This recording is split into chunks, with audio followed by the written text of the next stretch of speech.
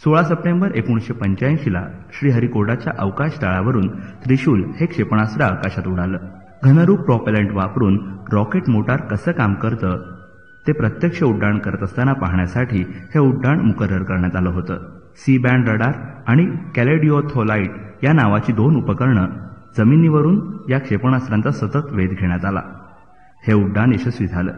नियंत्रण, संदेशवहन, अवतरण, रॉकेट मोटार सर्व काही अपेक्षेप्रमाणे काम करत होतं. हवेचे घर्षण आणि त्यामुळे होणारा अवरोध थोडा अधिक होता. हवेच्या दाबावर, वाहायच्या वेगावर हा अवरोध अवलंबून असतो. पण तंत्रज्ञानदृष्ट्या ही चाचणी यशस्वी झाली. या चाचणीचं महत्त्व माझ्या दृष्टीनं वेगळं होतं. DRDLमधील सर्व तंत्रज्ञांना, संशोधकांना एक महत्त्वाची गोष्ट समजून चुकली. कुणा परक्यांची मदत न घेता दुसरे क्षेपणास्त्र खोलून फक्त नक्कल न करता ते स्वतंत्रपणे क्षेपणास्त्र बनवू शकले. एका दगडात अनेक पक्षी मारल्याचं समाधान मी मिळवू शिकलो. आपल्या कुवतीची अनेक अंगांनी वाढ होत आहे हा अनुभव सर्वांनाच आला.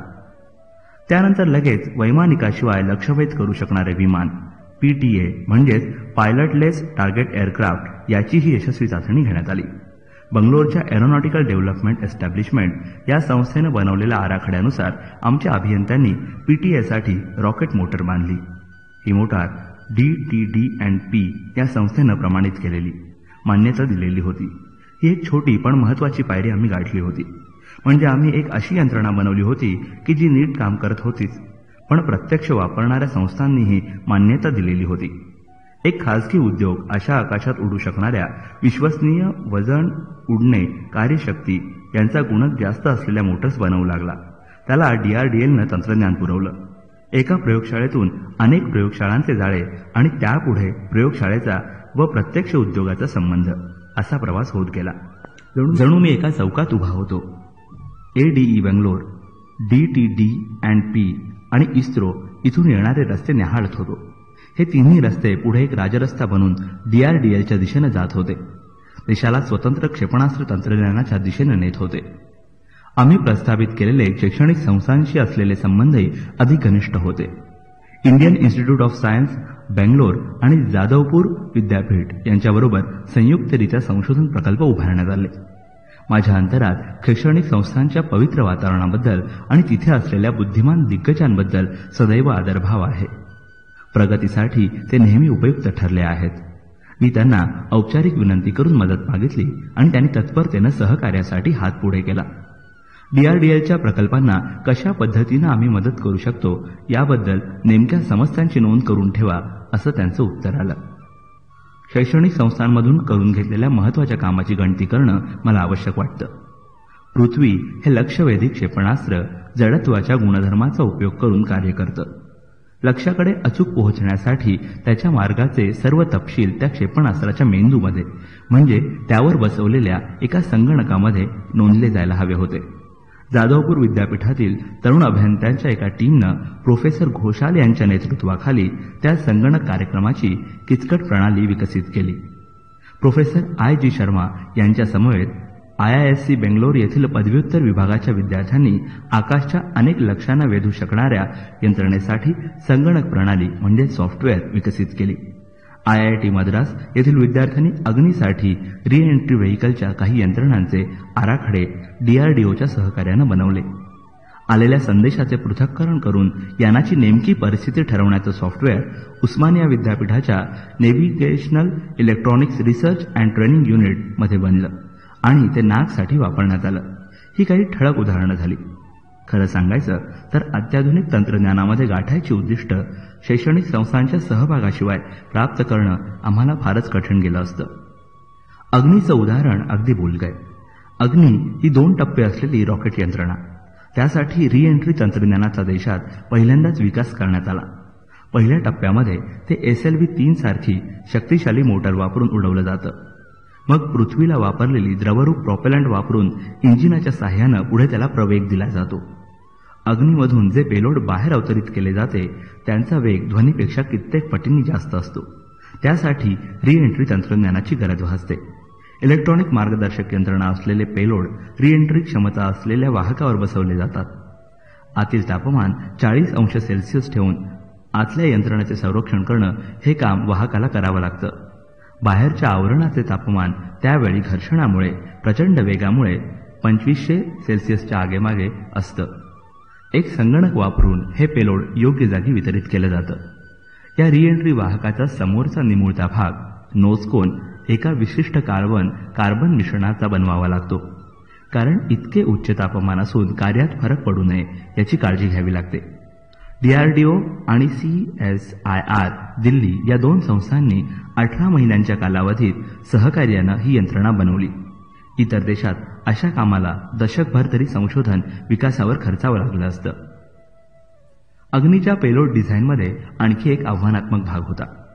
वातावरणात पुन्हा प्रवेश करताना त्याचा वेग प्रचंड असणार होता, जवळजवळ ध्वनीच्या 12 पट. शास्त्रीय भाषेत त्याला मॅक नंबर 12 असं संबोधलं जातं. इतक्या प्रचंड वेगात असताना कुठल्याही वाहनाचे नियंत्रण करणं कठीण असतं. तसा काही पूर्वानुभवही गाठीशी नव्हता. इतका प्रचंड वेग कृत्रिमरित्या तयार करून त्याची प्रत्यक्ष प्रयोगशीलता पाहायची यंत्रणा, त्याला विंड टनेल म्हणतात, तीही आपल्या देशात नव्हती. आम्ही अमेरिकेकडे मदत मागितली असती तर खास आमच्या क्षेत्रात तुम्ही प्रवेश करू पाहताय अशा आढ्यताखोर वृत्तीनं कदाचित दिलीही असती, पण त्यांनी जी किंमत मागितली असती ती आमच्या संपूर्ण प्रकल्पाच्या खर्चाहून अधिक झाली असती. आमच्यापुढे कठीण प्रश्न उभा होता. IISCचे प्रोफेसर MM देशपांडे यांनी फ्लुइड गणितशास्त्रातील 4 अत्यंत बुद्धिमान तरुण संशोधकांना हाताशी धरून 6 महिन्यांमध्ये इतक्या वेगवान वाहनाच्या गती आणि चलन यांचे बदलते नियम दर्शवणारं सॉफ्टवेअर विकसित केलं. जगामध्ये ते एक विशेष गणलं जाणारं सॉफ्टवेअर आहे. क्षेपणास्त्राच्या मार्गाची नक्कल अभ्यासता येणारे सॉफ्टवेअर. अनुकल्पना professor IG Sharma IISC Bangalore यांनी बनवलं. ही एक विशेष पराक्रमाची बाब होती. त्यामुळे एका वेळी अनेक लक्ष्यांचा वेध घेणाऱ्या यंत्रणा तपासून आकाशसाठी योग्य त्या निवडण्यात आला. दुसऱ्या कुठल्याही देशानं ते सॉफ्टवेअर आपल्याला देऊ केलं नसतं, पण आमच्या बुद्धिमंत संगणक अभियंत्यांनी ते पूर्णपणे इथंच विकसित केलं. आणखी एक देशांतर्गत बुद्धिमान कार्याचा उदाहरण द्यायचा मोह आवरत नाही. प्रोफेसर भारती भट यांनी दिल्ली IITच्या सॉलिड फिजिक्स प्रयोगशाळेत आणि सेंट्रल इलेक्ट्रॉनिक्स लिमिटेड या ठिकाणी संयुक्तपणे काम करून एका अतिप्रगत वैज्ञानिक क्षेत्रातील पाश्चात्य देशाची मक्तेदारी मोडून काढली. त्यांनी फेराइट फेज शिफ्टर्स नावाची यंत्रणा बनवली. तिचा वापर करून अनेक कामं एका वेळी करू शकणारी, माग काढणारी, देखरेख करणारी, मार्ग दाखवणारी अशी त्रिमतीतील रडार यंत्रणा विकसित करून सैन्य दलामध्ये तिचा उपयोग करण्यात आला. आकाशसाठी आम्ही ती विशेष करून वापरू शकलो. IIT खरगपूर येथील प्रोफेसर सराफ आणि माझे सहकारी श्री BK मुखोपाध्याय JRCI मध्ये काम करत होते. यांनी सहकार्यानं अगदी कमी तरंग लांबीच्या लहरी ग्रहण करू शकणारे अँटेना फक्त 2 वर्षात बनवले आणि ते नागसाठी वापरण्यात आले. हा आंतरराष्ट्रीय दर्जाप्रमाणे एक उच्चांक ठरावा. पिलानी येथील central electrical and electronic research इन्स्टिट्यूटमध्ये इम्पॅक्ट डायोड बनवण्यात आलं. त्यामुळे वरील अँटेनाची प्रत्यक्ष बांधणी सहज शक्य झाली. प्रकल्पाचं काम तसं आडव्या दिशेनं विस्तारित होत होतं की कामाचं मूल्यांकन करणं कठीण बनत चाललं होतं. DRDL मध्ये पुढे जाण्यासाठी आधीच्या कामाची तपासणी करणं अनिवार्य मानलं जाईल. जवळजवळ 500 संशोधक DRL मध्ये काम करत होते. त्यांच्या कामाचं मूल्यमापन करून त्यांचे अहवाल बनवून मला त्यांच्या वार्षिक गोपनीय अहवालात ते नमूद करावे लागत. या संस्थेत बढती मिळण्यासाठी कामाचा दर्जा ही महत्वाची बाब मानली जाई.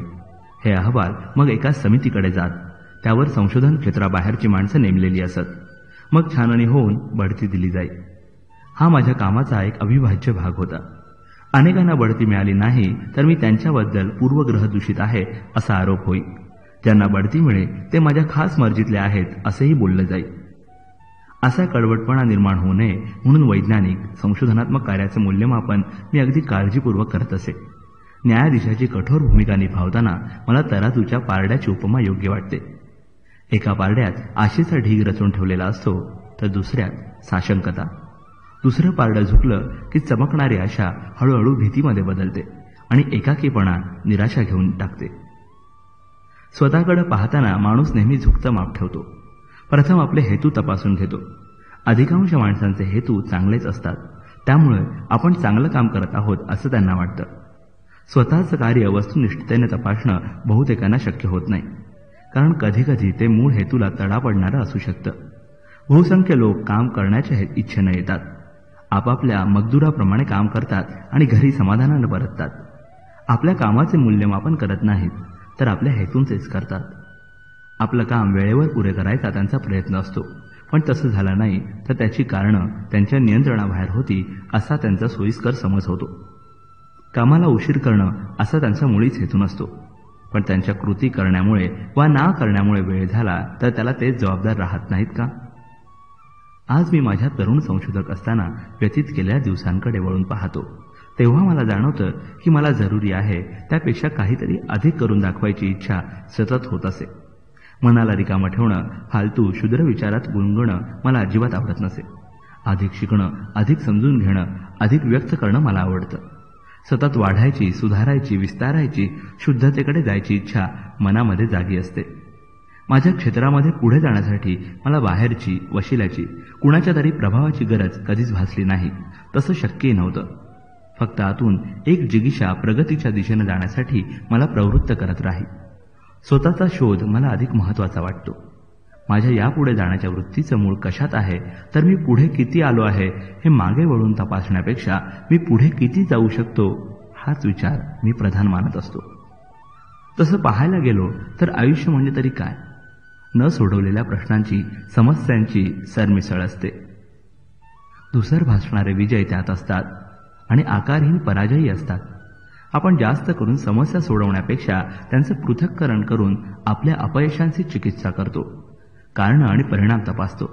फार कमी वेळा आपण त्यातून अनुभव घेऊन पुढे जावं म्हणजे ते पुन्हा उद्भवणार नाहीत असा विचार करतो.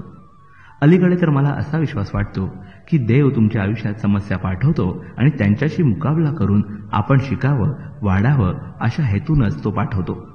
समस्या या अनेकदा संधी असू शकतात. अशा आकांक्षा जेव्हा फुटून तुटून जातात तेव्हा त्या अवशेषांमध्ये शोधत राहावं. त्या तुकड्यातच एखादी सुवर्ण संधी लपलेली असेल. लोकांकडून अधिक उत्तम काम करून घेणं, त्यांना अपयशातून आलेल्या निराशेच्या धक्क्यातून बाहेर काढून पुन्हा कामासाठी प्रवृत्त करणं हे प्रत्येक नेतृत्वासाठी एक आव्हान असतं. माझ्या अनुभवानं मी काही अनुमानं काढली आहेत. एखाद्या संस्थेच्या कार्यपद्धतीत त्याच्या नव्या प्रमुखाला बदल घडवायचा असेल किंवा कार्यशक्तीचं संतुलन साधायचं असेल तर अगदी कौशल्यानं तसं करावं, हाताळावं लागतं. बदल हा एखाद्या गुंडाळलेल्या स्प्रिंगसारखा ताणलेला असतो. काही जण त्याचा स्वीकार करतात, किंबहुना त्यांना बदल हा हवाच असतो. काही विरोध करतात, थोडी सक्ती करून, बढतीची लालूच दाखवून त्यांना मिळणाऱ्या भौतिक फायद्याशी बदल निगडीत करून अनुकूलता वाढवता येते. काही वेळा कामाच्या पद्धतीत बदल करण्यासाठी शिकावं लागतं, त्याला विशेष विरोध होतो. त्यावेळी वरील उपायांनी हुशारी वापरून प्रतिकूल परिस्थितीची तीव्रता कमी करता येते. पण असे उपाय थोड्या काळापुरते, काही मर्यादेपर्यंत शक्य होतात. विरोध जर दाबून ठेवला गेला तर स्प्रिंग अधिक आवळली जावी तसं त्याची तीव्रता वाढत जाते. विरोध मोडून काढण्यासाठी दंडुकेशाहीचा उपयोग केला तर तात्पुरतं काम होऊ शकतं, पण असहकाराचे परिणाम अनेक काळापर्यंत त्रास देऊ शकतात. सतत बदल पचवून कामाची पातळी उंचावत न्यायची असेल, बदल घडवताना विरोध वाढून उपयोग नाही. स्प्रिंग आवळली की अधिक जोराने उसळते, तेव्हा नेत्याला तशी काळजी घेऊनच बदल करावे लागतात. बदलाची गती धीमी राखावी लागते. त्यासाठी लोकांना एखादं ध्येय डोळ्यांसमोर ठेवून ते मिळवण्यासाठी उद्युक्त करणं हा उत्तम उपाय आहे. त्यांच्या मनात मी हे मिळवून दाखवेन अशी भावना उद्भवली की ती इच्छा त्यांना बदल सहजपणे पचवायला मदत करते, असं माझ्या अनुभवानं मी खात्रीने सांगू शकतो. बहुसंख्य लोकांना स्वतःची उन्नती करायची, वाढायची, इतरांशी स्पर्धा करत पुढे जायची आंतरिक इच्छा असते, पण सभोवतालची परिस्थिती, कामाचे वातावरण योग्य नसतं. त्यांच्या आंतरिक मनोवृत्तींना तितकासा वाव दिला जात नाही. संस्था प्रमुखानं उत्पादन क्षमता वाढवण्यासाठी कामाचे योग्य वातावरण पुरवलं, कामाचं वाटप करताना, रचना करताना प्रत्येकाच्या अंगभूत गुणांना वाव मिळेल असा दृष्टिकोन बाळगला, त्यांच्या श्रमाची, कामाची कदर केली, कामाच्या गुणवत्तेची आणि त्यांना मिळणाऱ्या फायद्याची सांगड घातली तर योग्य असे परिणाम नक्की मिळवता येतात. असे अनुकूल वातावरण निर्माण करण्याचा मी 1983 मध्ये प्रथम प्रयत्न केला. त्यावेळी सर्व IGMDP प्रकल्प डिझाईनच्या टप्प्यावर होते. कामाची पूर्णतया पुनर्रचना करून मी 40 ते 50% कार्यक्षमता वाढवू शकलो. लहान मोठी उद्दिष्ट गाठली गेली तसे प्रकल्प आकाराला येऊ लागले आणि कामासाठी समोर आणखी स्पष्ट संख्येनं अधिक उद्दिष्ट दिसू लागली. विकास, बांधणी, परीक्षण, चाचण्या या टप्प्यांवर अनेक नवीन तरुणांना भरती करून कर्मचाऱ्यांचे सर्वसामान्य सरासरी वय 42 वरून 33 वर आले. मग मी पुन्हा थोडी पुनर्रचना करायचं ठरवलं. आणखी कशाप्रमाणे ती करता येईल यावर विचारपूर्वक आढावा घेतला. विकास कार्याला थोडं पुढे ढकलून उद्दिष्ट ठरवलेली वेळ जवळ आणण्याचा प्रयत्न केला. असं करणं नेत्याला शक्य होतं, पण त्यासाठी 3 महत्त्वाच्या मुद्द्यांना डावलून चालणार नाही. एक म्हणजे हाताखालच्या लोकांच्या गरजा वेळेवर पुऱ्या करणं, त्यांना कामातून आनंद मिळेल असं कामाचं वाटप करण्याचा प्रयत्न करणं, त्यांच्या कामात ते पुरेपूर रस घेत आहेत ना, आवडीनं मनानं ते काम करत आहेत ना हे पाहतानाच सतत प्रोत्साहनपर वातावरण ठेवणं. त्यामुळे लोकांची कार्यक्षमता जागरूक राहते. श्री A.V. रंगाराव आणि कर्नल R.S. स्वामीनाथन यांनी या दुसऱ्या पुनर्रचनेची जबाबदारी कौशल्यानं पार पाडली. नव्याने भरती झालेल्या हुशार तडफदार तरुणांचा गट हाताशी धरून एक अनुभवी कार्यक्षम माणूस गायडन्स सिस्टीम बांधायचे आव्हान पूर्ण करू शकला. त्यामध्ये यानाचा मार्ग दाखवणारी भूतलावरची स्वयंचलित यंत्रणा, यानातील सर्व नोंदी विद्युत संदेशात बदलणारा संगणक आणि रॅम रॉकेट जे यानाला झटक्यात पुढे नेतं यांचा समावेश होता. इथल्याच बुद्धीचा, साधनांचा उपयोग करून देशामध्ये असं सर्व प्रथमच बनवलं गेलं आणि ते तंत्रदृष्ट्या पुढारलेल्या देशांच्या तोडीचं होतं. वेगवेगळे गतिविषयक घटक एकत्र करून वेगामध्ये योग्य ते बदल घडवणारे ॲक्सिलरोमीटर पॅकेज यान पुढे झेपावताना स्वतःभोवती फिरत असतं ते नियंत्रित करणारे गायरो पॅकेज, विद्युत संदेश देणारी इलेक्ट्रॉनिक यंत्रणा असे मार्गदर्शन यंत्रणेचे उपविभाग हायटेक गणल्या जातात. त्याही आम्ही स्वदेशात बनवल्या.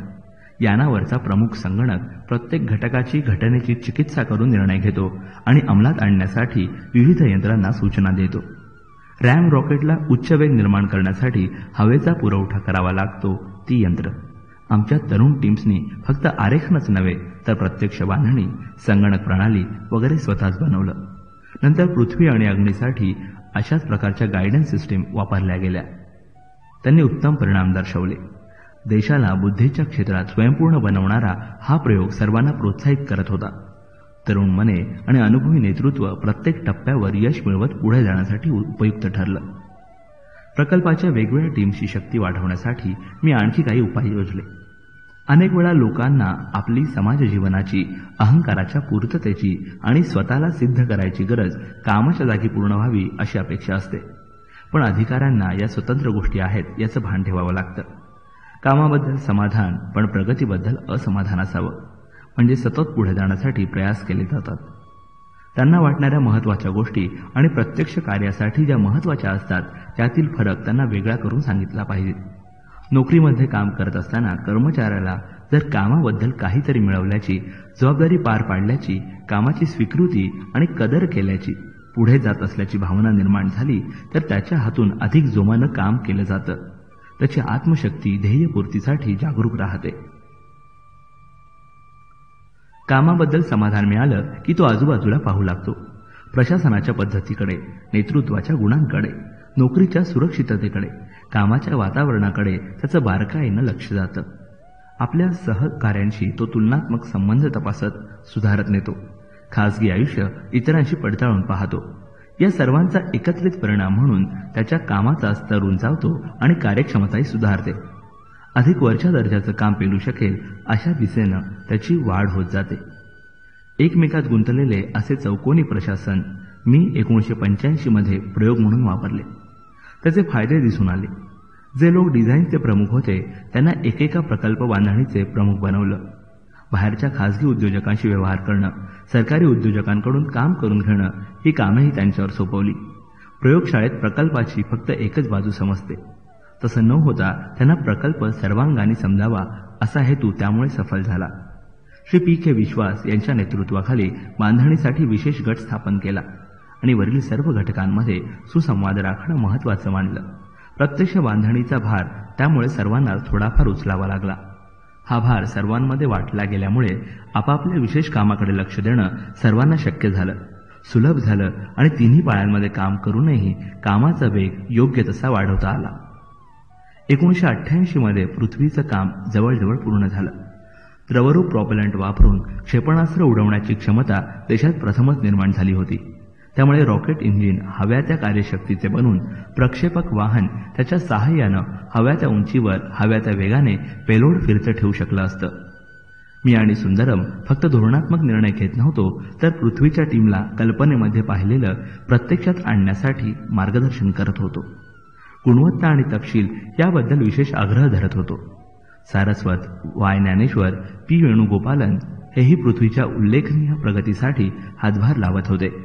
आपण जे कार्य करत आहोत ते देशाला अभिमानास्पद आहे ही भावना कर्मचाऱ्यांमध्ये रुजवण्याचं काम त्यांनी केलं आणि खरोखर राष्ट्राला अभिमान वाटावा असाच हा पराक्रम होता. सर्वांच्या एकत्रित नेतृत्वाखाली तंत्रज्ञ आणि अभियंते मोठ्या संख्येनं आपली ध्येय स्वतंत्रपणे आणि एकत्रित टीमची ध्येय गाठण्यासाठी कटिबद्ध झाले होते. सगळी टीम स्वतःला प्रेरित करून खडकीच्या लष्करी कारखान्यात काम करत होती. द्रवरूप इंधन मिश्रणातील आयात केले जाणारे घटकही त्यांनी त्यावेळी पूर्णपणे स्वदेशी मालातून बनवले. यानाचा पुढील विकास सुंदरम आणि सारस्वत यांच्या समर्थ सुरक्षित नेतृत्वावर सोपवून मी प्रकल्पाच्या आणखी शक्यता आजमावण्याच्या मागे लागलो. नीट योजनाबद्ध रीतीने केलेल्या कामाला यश मिळून आता क्षेपणास्त्र झटका न देता उडायचं आणि कमाल वेग गाठायचं तंत्रही आम्हाला जमलं होतं. असे झटके न देता यानाला वेग द्यायचं तंत्र त्यावेळी योग्य तिथे वेगावर नियंत्रण ठेवून केलं गेलं. DRDL आणि explosive research and development laboratory यांनी संयुक्तपणे हे तंत्र विकसित केलं. वेगळ्या ठिकाणी वेगळ्या तंत्रांना काम करून त्यांचे एकीकरण कसं करावं याचा हा उत्तम नमुना होता. विमानातून उडताना खाली दिसणारी पृथ्वीची सुंदर रूपं पाहणं आणि सर्व विसरून चिंतनात मग्न होणं मला नेहमीच आवडतं.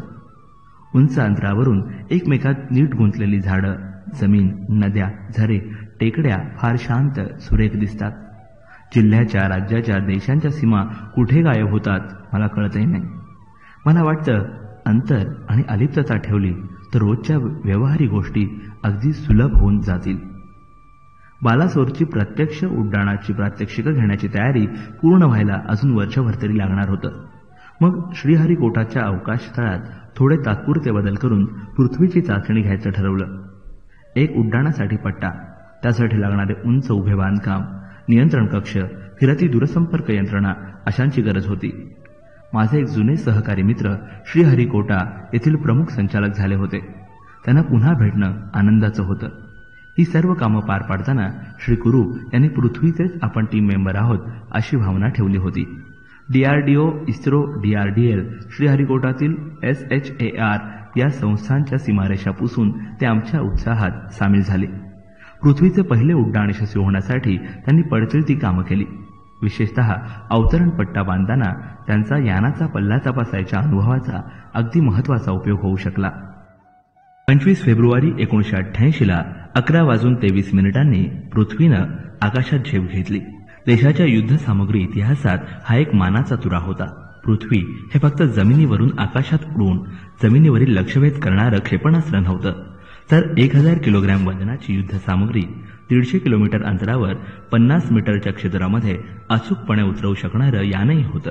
भविष्यातील सर्व क्षेपणास्त्र प्रणालींना तंत्रज्ञान पुरवणारं मूलभूत तंत्रज्ञान त्यामध्ये होतं.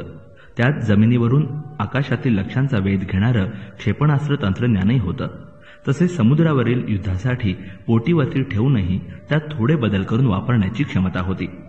क्षेपणास्त्र अचूक जागी पोहोचण्यासाठी सर्क्युलर एरर प्रोबॅबल हे एकक वापरलं जातं. यामध्ये क्षेपणास्त्रानं उडवलेला 50% दारुगोळा पोहोचेल त्या वर्तुळाची त्रिज्या मापली जाते. ती जितकी कमी तितका अचूक लक्ष्यभेद क्षेपणास्त्र करू शकतं. उदाहरणार्थ, इराकनं मध्य पूर्वेतील युद्धात जी स्कड क्षेपणास्त्र वापरली त्यांची CEP 1 किलोमीटर होती. म्हणजे लक्ष्य म्हणून ठरवलेल्या बिंदूच्या भोवती 1 किलोमीटर त्रिज्येच्या वर्तुळात त्यातील 50% दारुगोळा पडत असे. अशा पद्धतीची क्षेपणास्त्र नक्की लक्ष्य असेल म्हणजे एखादा लष्करी कारखाना किंवा लष्करी तळ, दारुगोळा ठेवलेलं गोदाम तर काम होईलच असं नाही, पण शहरं किंवा विद्यापीठ बेचिराग करण्यासाठी ती वापरता येतात. दुसऱ्या महायुद्धात सप्टेंबर 1944 आणि मार्च 1945 मध्ये लंडनवरती जर्मनीनं GV-2 क्षेपणास्त्र वापरली होती. त्यांची CEP 17 किलोमीटर होती. तरीसुद्धा 500 V-2 क्षेपणास्त्रांनी 21,000 लोक मारले गेले आणि 2 लाख घरं जमीनदोस्त झाली. शहरात हाहाकार माजवला. आम्ही लक्ष्यवेधी यंत्रणा सुधारण्यावरती भर दिला म्हणून CEP 50 मीटरपर्यंत खाली आणू शकलो. पृथ्वीच्या यशस्वी चाचण्यांमुळे आपला देश अणुशस्त्र वापरण्याऐवजी अचूक क्षेपणास्त्र वापरून तंत्रज्ञान शस्त्रांच्या बाबतीत किती पुढे जाऊ शकतो याची कल्पना संबंधितांना आली. लष्करीदृष्ट्या सिद्ध राहणं, अत्याधुनिक राहणं ही आजच्या काळाची गरज आहे. पृथ्वीच्या यशस्वी वापरण्यानं शेजारच्या देशांना धक्का बसणं साहजिकच होतं. पाश्चात्य देशांनीही प्रथम आश्चर्याचा भर ओसरल्यावर राग व्यक्त केला.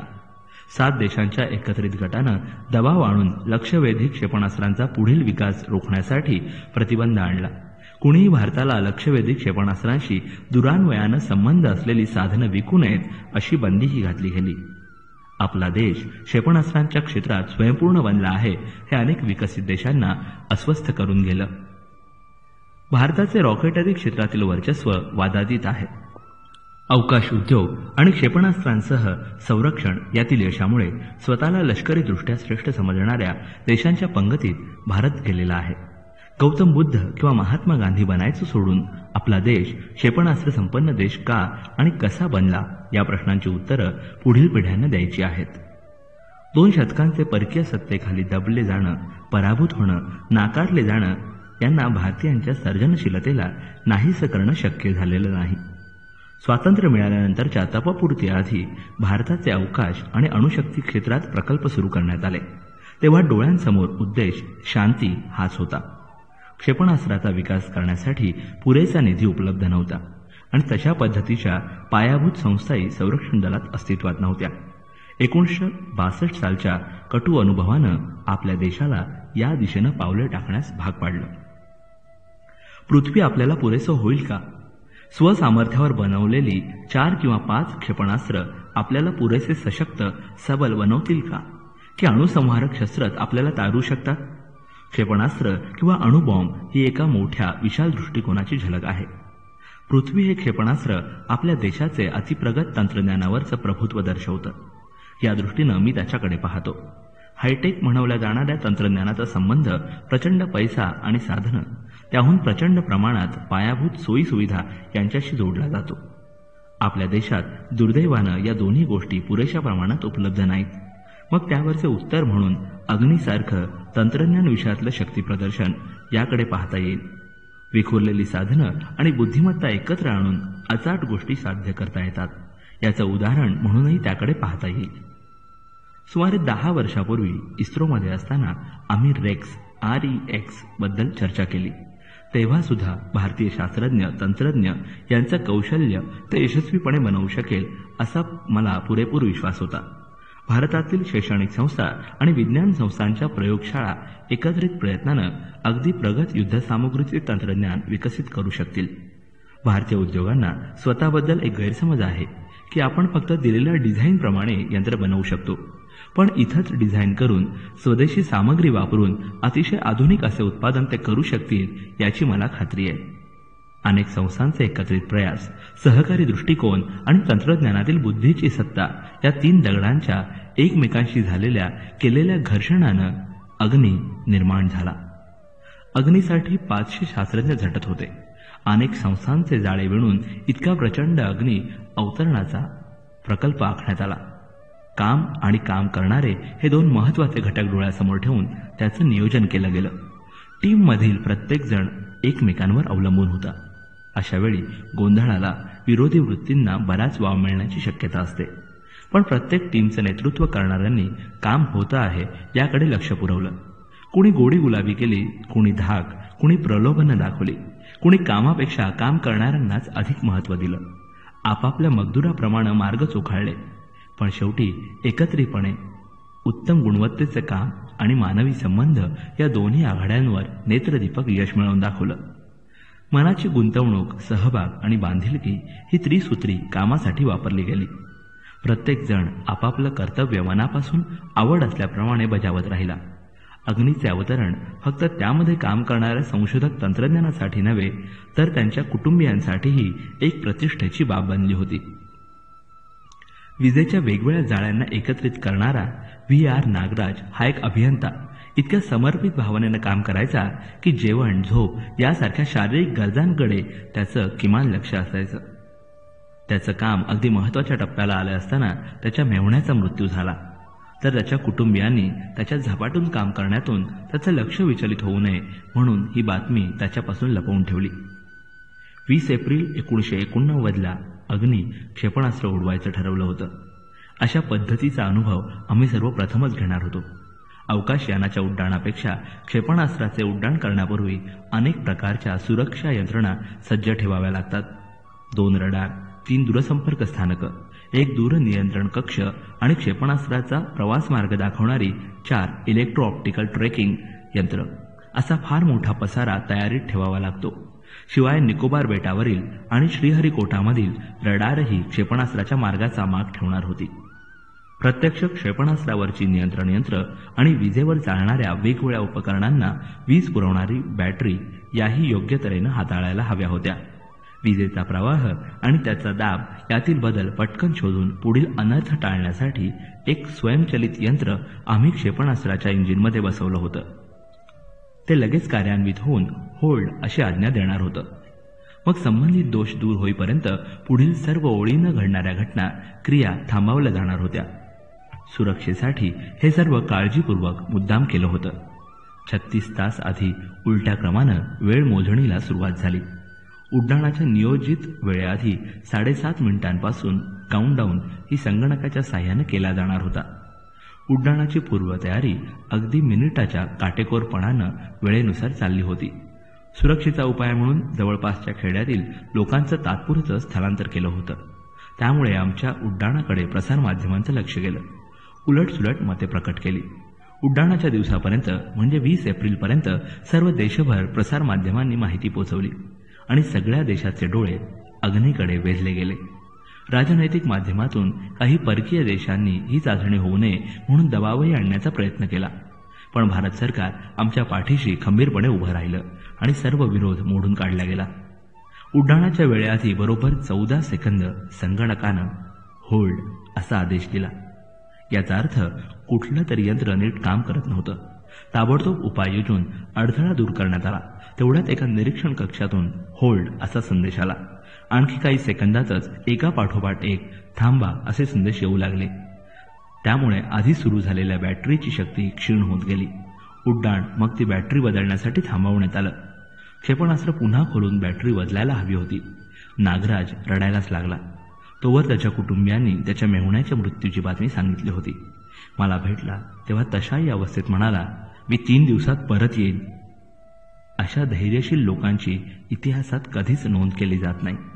पण अशा अबोल लोकांच्या श्रमांवर पिढ्या भरभराटीला येतात आणि देश प्रगतीपथावर जातो. नागराजला घरी पोचवायची व्यवस्था करून मी माझ्या निराशेच्या धक्क्यानं हतबल झालेल्या टीमला भेटलो. माझ्या SLV 3च्या अयशस्वी मोहिमेबद्दलचा अनुभव त्यांना सांगितला. माझे प्रक्षेपक वाहन समुद्रार्पण झालं, पण यश मात्र परतून माझ्याकडे आलं. खरं म्हणजे तुमचं काहीच नुकसान झालेलं नाही. फक्त काही दिवस पुन्हा नव्यानं काम करावं लागेल. माझ्या या शब्दांनी हळूहळू सगळे भानावर आले आणि झपाट्यानं कामाला लागले. क्षेपणास्त्र उघडून आवश्यक तो बदल करण्यात आले. पण प्रसारमाध्यमांनी आता आम्हाला लक्ष बनवलं. उड्डाण पुढे ढकललं गेलं याचे वेगवेगळे अर्थ लावले गेले. आपल्या वाचकांसाठी खप वाढवण्यासाठी वर्तमानपत्रांनी ही घटना वाटेल तशी वाकवली. सुधीर दार या व्यंगचित्रकारानं एक दुकानदार आपल्या विक्रेत्याला माल परत करताना म्हणतो, नको, हे अग्नीसारखं उडणार नाही, असं व्यंगचित्र काढलं. आणखी एका व्यंगचित्रकारानं अग्नीबद्दल चित्र काढलं. संशोधक म्हणतो, उड्डाण पुढे ढकललं गेलं कारण बटन दाबल्यावर सुरूच झालं नाही. हिंदुस्तान टाइम्सनं एक राजकीय नेता पत्रकारांचं सांत्वन करताना म्हणतो, अस्वस्थ व्हायचं काहीच कारण नाही, ते अगदी शांततावादी अहिंसक क्षेपणास्त्र आहे, असंही चित्र प्रकाशित केलं होतं. पुढचे 10 दिवस आम्ही सर्वजण जवळजवळ 24 तास घडलेल्या घटनेचे पृथक्करण करत होतो. 1 मे 1989ला उड्डाणाची परत सगळी तयारी केली आणि काउंटडाऊन चालू झाले. 0 येण्यापूर्वी 10 सेकंद पुन्हा होल्ड असा संदेश आला. संगणकाच्या पडद्यावर झळकला. ताबडतोब कसून तपासणी करण्यात आली. एक नियंत्रण करणारं उपकरण नीट कार्य करत नव्हतं. पुन्हा एकदा उड्डाण रद्द करण्यात आलं. अशा गोष्टी रॉकेटरीमध्ये घडणं स्वाभाविक मानलं जातं. परदेशातही अनेकदा असं घडलंय. पण उत्साहानं आमच्याकडे डोळे रोखून राहिलेल्या राष्ट्राला आमच्यासमोर उभ्या असलेल्या समस्यांची कल्पनाच नव्हती. हिंदू या वर्तमानपत्रातील केशव यांनी एक झकास व्यंगचित्र काढलं होतं. एक खेडूत हातातल्या नोटा मोजत दुसऱ्याला म्हणतो, हो, ही मला तात्पुरते विस्थापित केलं म्हणून दिलेली भरपाईची रक्कम आहे. आणखी 1-2 वेळा ते पुढे ढकललं तर मी माझं स्वतःचं घर बांधू शकेन. दुसऱ्यानं अग्नीला नाव ठेवलं IDBM, इंटरमिटंटली डिलेड बॅलिस्टिक मिसाईल, म्हणजेच मध्ये मध्ये उशीर होत असलेलं दारुगोळा वापरणारं क्षेपणास्त्र. अमूलची जाहिरातही व्यंगचित्रात्मक होती. अग्नीला आमचं लोणी इंधन म्हणून वापरायची गरज आहे असं. मी काही काळासाठी हैदराबादला परतलो. DRDL आणि RCI मधील तंत्रज्ञांना अभियंत्यांना भेटणं जरुरीचं होतं. 8 मे 1989 सर्व कामकाज संपल्यावर एक सभा घेतली. 2000हून अधिक लोकांनी त्यावेळी हजेरी लावली. त्यांच्यासमोर मी 4 धीराचे शब्द बोललो. एखाद्या प्रयोगशाळेत वा संशोधन विकास केंद्राला आपल्या देशात प्रथमच अग्नीसारखी यंत्रणा बनवण्याची संधी दिली गेली आहे. ही एक दुर्मिळ संधी आहे. जेवढी ती पेलायला कठीण आहे तेवढीच तिनं उभी केलेली आव्हानंही मोठी आहेत. पण आपण प्रयत्न सोडता कामा नये आणि हारही मानता कामा नये. आमच्या समस्यांना आमच्यावर मात करू देता कामा नये. देशानं आमच्याकडून यशाची रास्त अपेक्षा केली आहे तर ती पूर्ण होणं आवश्यक आहे. तेवढी आपली पात्रताही आहे. आता आपण यशालाच आपलं लक्ष बनवू. भाषणाच्या शेवटी मी उत्स्फूर्तपणे माझ्या लोकांना सांगत होतो, मी वचन देतो, या महिन्याच्या अखेरपर्यंत अग्नीचं यशस्वी उड्डाण करूनच मी परतेन. शब्द जणू तोंडातून आपोआप बाहेर येत होते. अगदी सखोल विश्लेषण करून दुसऱ्या अयशस्वी प्रयत्नात आडव्या आलेल्या दोषाचं निराकरण करण्यात आलं. दोष नियंत्रण यंत्रणेतच होतात. DRDO आणि इस्रो या दोघांनी संयुक्तपणे पहिल्या टप्प्याच्या नियंत्रणातील दोष दूर केला. द्रवरूप प्रॉपेलंटचा वापर करत असताना नियंत्रण नीट काम करत नसे. दिवस रात्र मेहनत करून विक्रमी वेळेत तो दोष दूर करण्यात आला. शेकडो संशोधक आणि इतर कर्मचारी काम पूर्ण करणारच अशा ईर्षेने झपाटल्यासारखे लक्ष केंद्रित करून काम करताना पाहणं हाही एक आश्चर्याचा, आनंदाचा अनुभव होता. 10 दिवसात काम पूर्ण करून त्रिवेंद्रमहून सुधारित नियंत्रण यंत्रणा विमानानं नेण्यात आली. 11व्या दिवशी बालासोरच्या नियोजित जागी विमानातूनच ती उतरवण्यात आली. पण आता हवामान अनुकूल नव्हतं. वेधशाळेने चक्रीवादळाची सूचना दिली होती. तर 10 मिनिटांनी हवामानाचे अंदाज ठिकठिकाणच्या नियंत्रण कक्षात पोहोचत होते. उपग्रहाच्या साह्यानं सर्व ठिकाणी एकमेकांशी संदेश वहन करत होती. शेवटी 22 मे 1989 अग्नीचं उड्डाण निश्चित करण्यात आलं. आदल्या दिवशी रात्री doctor Arunachalam, general KN Singh, मी आणि संरक्षण मंत्री KC पंत एकत्र फिरायला बाहेर पडलो. संरक्षण मंत्री मुद्दाम अग्नीचं उड्डाण पाहण्यासाठी आले होते. पौर्णिमेची रात्र होती. भरतीच्या लाटा किनाऱ्यावर फुटताना आवाज करत होत्या. जणू त्यांच्या शक्तीची गीतं गात होत्या.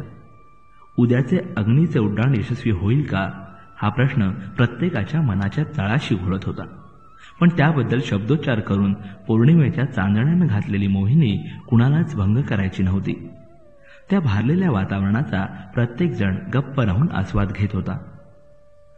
लांबवलेली शांतता भंग करत संरक्षण मंत्र्यांनी मला विचारलं, कलाम, उद्या तुमचं अग्नीचं यश साजरं करण्यासाठी माझ्याकडून तुम्हाला काय अपेक्षित आहे? अगदी साधा प्रश्न होता. मला चटकन उत्तरही सुचलं नाही. मला खरंच काय हवं होतं? माझ्याजवळ कशाची कमतरता होती? कुठल्या गोष्टीनं मला अधिक आनंद मिळेल? आणि मग मला उत्तर सुचलं. सर, आम्हाला 1,00,000 रोपे हवी आहेत. हैदराबादच्या संशोधन केंद्र इमारत संकुलामध्ये वृक्षारोपणाचा धडक कार्यक्रम हाती घ्यायचा आहे. संरक्षण मंत्र्यांचा चेहरा मैत्री भावनेच्या प्रकाशात उजळून निघाला. हसत ते चटकन उत्तरले, म्हणजे तुम्ही अग्नीच्या यशासाठी धरणी मातेचे आशीर्वाद मागत आहात. उद्या आपण नक्कीच यश मिळवू. सकाळी 7:10 अग्नीचं उड्डाण शांतपणे पार पडलं. अगदी इतकीशी चूक झाली नाही. पुस्तकात दाखवलेल्या मार्गानं ते जाऊ लागलेलं संगणकाच्या पडद्यावर दिसू लागलं. उड्डाणाचे सर्व तपशील अपेक्षेप्रमाणे होते. एक दुःस्वप्न संपून जागं व्हावं आणि प्रसन्न पहाटेचं स्वागत करावं असं मला वाटत होतं. 5 वर्षांच्या अनेक केंद्रावर केलेल्या अथक परिश्रमातून आम्ही या स्थितीत आता पोहोचलो होतो. गेले 5 आठवडे अडचणींच्या मालिका एका मागोमाग एक उभ्या राहिल्या होत्या.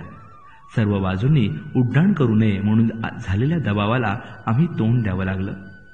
पण शेवटी आम्ही अग्नीचं उड्डाण यशस्वीपणे पार पाडलं. माझ्या आयुष्यातील तो एक फार सुखाचा महत्वाचा क्षण होता. 600 सेकंदाच्या एका उड्डाणानं कित्येक काळ साचलेला थकवा क्षणात दूर केला. आमचं श्रमांवरचं प्रेम शेवटी असं फळाला आलं. त्या रात्री मी डायरीत लिहिलं, अग्नीकडे असं पाहू नका. एक आकाशाकडे पाहत असलेली वस्तू अनिष्टाला दूर पळवण्यासाठी वा तुमच्या सामर्थ्याचं प्रदर्शन नाही. ती आग आहे भारतीयांच्या हृदयातील. तिला क्षेपणास्त्राचं रूप नकाच देऊ. तिच्या समवेत आहे राष्ट्राची जळती अस्मिता. म्हणूनच ती इतकी प्रकाशमान आहे. पंतप्रधान राजीव गांधींनी म्हटलं, अग्नीचं उड्डाण ही एक महत्वाची कामगिरी आहे. देशाच्या स्वातंत्र्याच्या संरक्षणासाठी आपण सतत केलेल्या श्रमांचं ते फळ आहे. स्वसामर्थ्यावर आपण ते साध्य केलं आहे. देशाचे संरक्षण करण्यासाठी अत्याधुनिक तंत्रज्ञान देशांतर्गत विकसित करण्यासाठी आम्ही वचनबद्ध होतो. ते वचन आज अग्नीच्या अवतरणानं पूर्ण केलं आहे. देशाला तुमचा अभिमान वाटतो असंही त्यांनी मला सांगितलं. राष्ट्राध्यक्ष श्री व्यंकटरमण यांनी आपले स्वप्न पूर्ण झाल्यासारखं वाटलं. सिमल्याहून त्यांनी तार पाठवली. तुमच्या परिश्रमांना, समर्पित भावनांना आणि कौशल्याला ही मानवंदना आहे. या तंत्रज्ञानाचं आम्ही विकसन करत होतो तेव्हा अनेक चुकीचे समज आणि गैरमाहिती काहीकडून मुद्दाम पसरवली जात होती. अग्नीकडे अणुशास्त्रास्त्र असं आम्ही कधीही पाहिलं नाही. आम्ही अणुशक्ती वापरल्याशिवाय तयार केलेली युद्धशस्त्र, दारुगोळा दूर अंतरावर अचूकतेनं पोहोचवण्यासाठी, शक्ती निर्माण करण्यासाठी हे विकसन केलं होतं. त्याच्या यशामुळे अधिक सुरक्षित शस्त्रनिर्मितीची शक्यता उत्पन्न झाली होती. राष्ट्राच्या शांतीचा पुरस्कार करणाऱ्या धोरणांशी हे अधिक सुसंगत होतं. अग्नीच्या परीक्षणानंतर अनेक बाह्य देशांकडून क्षुब्ध प्रतिक्रिया व्यक्त केल्या गेल्या. अमेरिकेच्या संरक्षण खात्यानं काँग्रेसच्या लोकांनी क्षेपणास्त्राशी संबंधित शास्त्रांचा दुहेरी उपयोग होऊ दिला जाणार नाही अशी सूचना दिल्याचं प्रकाशित केलं. त्यासाठीची बाह्य मदत केली जाते ती थांबवण्यात यावी असंही त्यात म्हटलं होतं. एक अमेरिकन क्षेपणास्त्र आणि युद्धसामग्री विशेषज्ञ गेरी मिल्होलिन यांनी भारताने अग्नी बनवण्यासाठी पश्चिम जर्मनीची मदत घेतली असा बिनबुडाचा आरोप वॉल स्ट्रीट जर्नल या पत्रातून केला. अग्नीची मार्गदर्शक यंत्रणा, पहिल्या टप्प्याचे शक्तिशाली रॉकेट, विशेष मिश्रणाचा बनलेला नोजकोन जर्मनीच्या एरोस्पेस रिसर्च सेंटरच्या सहयोगानं बनला आणि तयार मॉडेलची परीक्षणं जर्मनीच्या भूमीवर घेण्यात आली असं पुढे म्हटलं होतं. आता ते वाचून मला हसावं की रडावं हेच समजेना. पश्चिम जर्मनीनं या वृत्ताचा ताबडतोब इन्कार केला आणि म्हटलं की फ्रान्सनं त्यांना मदत केली असण्याची शक्यता आहे. अमेरिकन सिनेटर जेफ बिंगॉमॅन हे आणखी 2 पावलं पुढे जाऊन म्हणाले की 1962 मध्ये मी वॅलप येथील प्रशिक्षणासाठी गेलो होतो तेव्हा त्या 4 महिन्यात मी सर्व तंत्रज्ञान शिकून घेतलं. 25 वर्षांपूर्वी अग्नी इतकं आधुनिक तंत्रज्ञान अमेरिकेच्या दृष्टीपथात नव्हतं याचा उल्लेख मात्र सोयीस्कर टाळलेला होता. आजच्या जगात तंत्रज्ञानात मागं असणं दुर्बलतेचं लक्षण आहे. संरक्षणासारख्या क्षेत्रात अशी दुर्बलता कोणत्याही देशाला परवडणार नाही. आपल्या देशाचं संरक्षण, एकता, अखंडता कोणत्याही बाह्य दडपणाला बळी न पडता राखणं हे आपलं कर्तव्यच आहे. आमच्या पूर्व पिढ्यांनी देशाच्या स्वातंत्र्यासाठी बलिदान केलं. त्या स्वातंत्र्याचं रक्षण करणं आपलं परमकर्तव्य बनत नाही का? अत्याधुनिक तंत्रज्ञानाचा आधार घेतल्याशिवाय आज कुणालाही समर्थ होणं, सबल राहणं शक्यच नाही. अग्नीच्या उड्डाणापर्यंत आपल्या संरक्षण खात्याची रचना फक्त देशाचे परकीय आक्रमणापासून रक्षण करण्याच्या दिशेनं होती. हे धोरण आपल्या लोकशाहीच्या तत्वाशी सुसंगत आहे. आजूबाजूच्या देशांनी काल्पनिक समस्या उभ्या करून कुरापत काढली तर त्याला तोंड देणं शक्य व्हायला हवं. अग्नीमुळे शस्त्रास्त्र क्षेत्रात भारताचा दबदबा वाढला. देशाच्या सामर्थ्याची जाणीव जगाला झाली. दुसऱ्या कुठल्या देशानं भारताला युद्धात ओढण्यापूर्वी 10 वेळा विचार करायला हवा अशी भावना फैलावली. IGMDP या कार्यक्रमाला अग्नी उड्डाण करेपर्यंत 5 वर्षे झाली.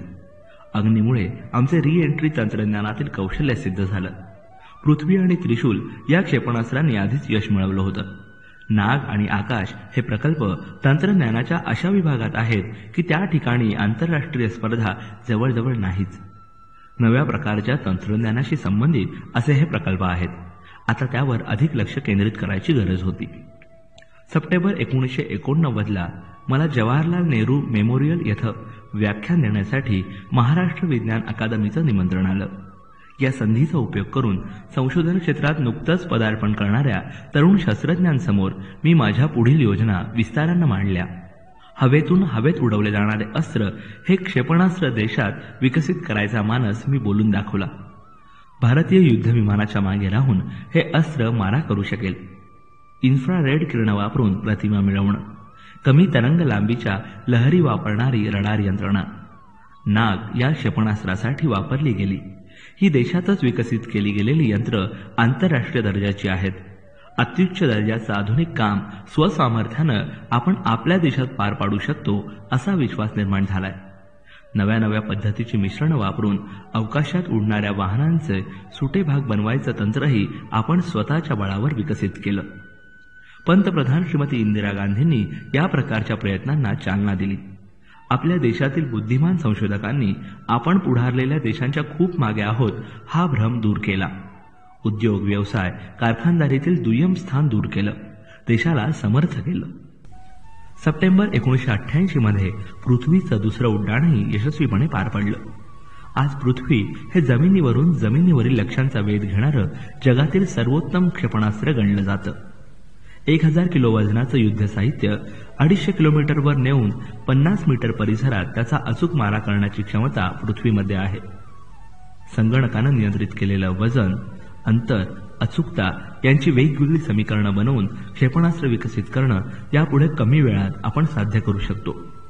युद्धभूमीची गरज ओळखून अशी क्षेपणास्त्र बनवायची क्षमता आज आपल्यामध्ये आहे आणि ती 100% स्वदेशी आहे. कितीही संख्येनं अशी क्षेपणास्त्र बनवता येतील असं नियोजन BDL या ठिकाणी उत्पादन करतानाच आम्ही केलेलं आहे. सैन्य दलानं या शस्त्राचे भविष्यातील महत्त्व जाणून पृथ्वी आणि त्रिशूल यांची मोठ्या प्रमाणावर मागणी केली. तशा अर्थाची हालचाल सुरू झालेली आहे. या देशात यापूर्वी असं कधीच घडलं नाही. चिंतन 1991 ते आजपर्यंत आपण निर्मिती करतो, विध्वंस करतो, पुनर्निर्मिती करतो. अंतिम रूपाची कुणालाच कल्पना नाही. अल वाकिया, कुराण. 1990च्या प्रजासत्ताक दिनी आपल्या देशात क्षेपणास्त्र प्रकल्पाचं यश साजरं केलं. मला आणि डॉक्टर अरुणाचलम यांना पद्मविभूषण या सन्मानानं गौरवण्यात आलं. श्री JC भट्टाचार्य आणि RN अगरवाल या माझ्या 2 सहकाऱ्यांना पद्मश्री दिली गेली. देशाच्या इतिहासात शास्त्रीय क्षेत्रातील एकाच प्रकल्पातील संबंधित लोकांपैकी इतक्या जणांची नावं सन्मान यादीत समाविष्ट व्हायची ही पहिलीच वेळ होती. 10 वर्षापूर्वी पद्मभूषण सन्मान मिळाला होता. त्यावेळच्या आठवणींनी मला घेरून टाकलं. मी त्यावेळी होतो तोच होतो, तसाच राहत होतो. 10x12च्या खोलीत पुस्तकांनी भरलेल्या कपाटांच्या संगतीनं. त्या खोलीत कागद आणि अत्यावश्यक जुजबी भाड्याचं फर्निचर माझ्यासोबत तिथे होतं. त्यावेळी ही खोली त्रिवेंद्रमला होती, आता हैदराबादला. इतकाच फरक होता. सकाळी मेजचा पोऱ्या इडली आणि ताक असा नाश्ता घेऊन आला. अभिनंदनाचं छानसं बुजरहास्य मला देऊन गेला. माझ्या देशवासियांनी माझ्या कामाच्या स्वीकृतीची पावती म्हणून दिलेल्या सन्मानानं मी भारावून गेलो. आपल्या देशातील संशोधक फार मोठ्या संख्येनं पहिली संधी पकडून परदेशी जातात, भरपूर पैसा मिळवतात, ऐशाराम खरीदतात. पण मला माझ्या देशवासियांकडून मिळणारं प्रेम, आदर आणि सन्मान याची भरपाई कशानं होईल का? मी एकटा थोडा वेळ एकांतात चिंतन करत राहिलो. शंख शिंपल्यांची नक्षी चितारलेल्या रामेश्वरमच्या वाळूची आठवण आली. रामनाथपुरमला इयादुराई सोलोमन यांनी माझी घेतलेली काळजी, त्रिचीला असताना फादर रेव्हरंड सिक्वेरा आणि मद्रासला असताना प्रोफेसर पंडलाई यांनी केलेलं मार्गदर्शन, डॉक्टर मेदिरत्तांनी बंगलोरला दिलेलं प्रोत्साहन, श्रीकृष्ण मेनन यांच्यासोबत केलेली नंदी हॉवरक्रॉफ्टची सफर. SLV 3च्या अपयशानंतर डॉक्टर ब्रह्मप्रकाश यांनी पाठीवरून फिरवलेला सांत्वनाचा हात. पहाटेच्या अर्ध्या प्रकाशात प्रोफेसर विक्रम साराभाईंबरोबर तिलपत रनची केलेली सफर, संपूर्ण देशानं साजरं केलेलं SLV 3चं यश, त्यानंतर विक्रम साराभाई स्पेस सेंटरमध्ये उद्भवलेले तणाव, इंदिरा गांधींचं कौतुकाचं हास्य, डॉक्टर रामण्णांनी DRDL मध्ये बोलावून दाखवलेला माझ्यावरचा विश्वास, सर्वकष क्षेपणास्त्र विकसनाचा भव्य प्रकल्प, रिसर्च सेंटर इमारतीची निर्मिती, पृथ्वी, अग्नी, एक एक स्मृतींचे ओघ मला चिंब भिजवत राहिले. ही सगळी माणसं आता कुठे असतील?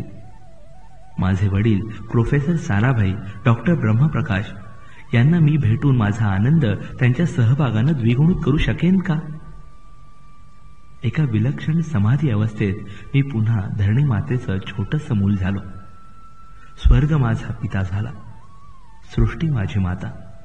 जणू ते दोघं आपल्या या हरवलेल्या मुलाला मिठीत सामावून घेत आहेत.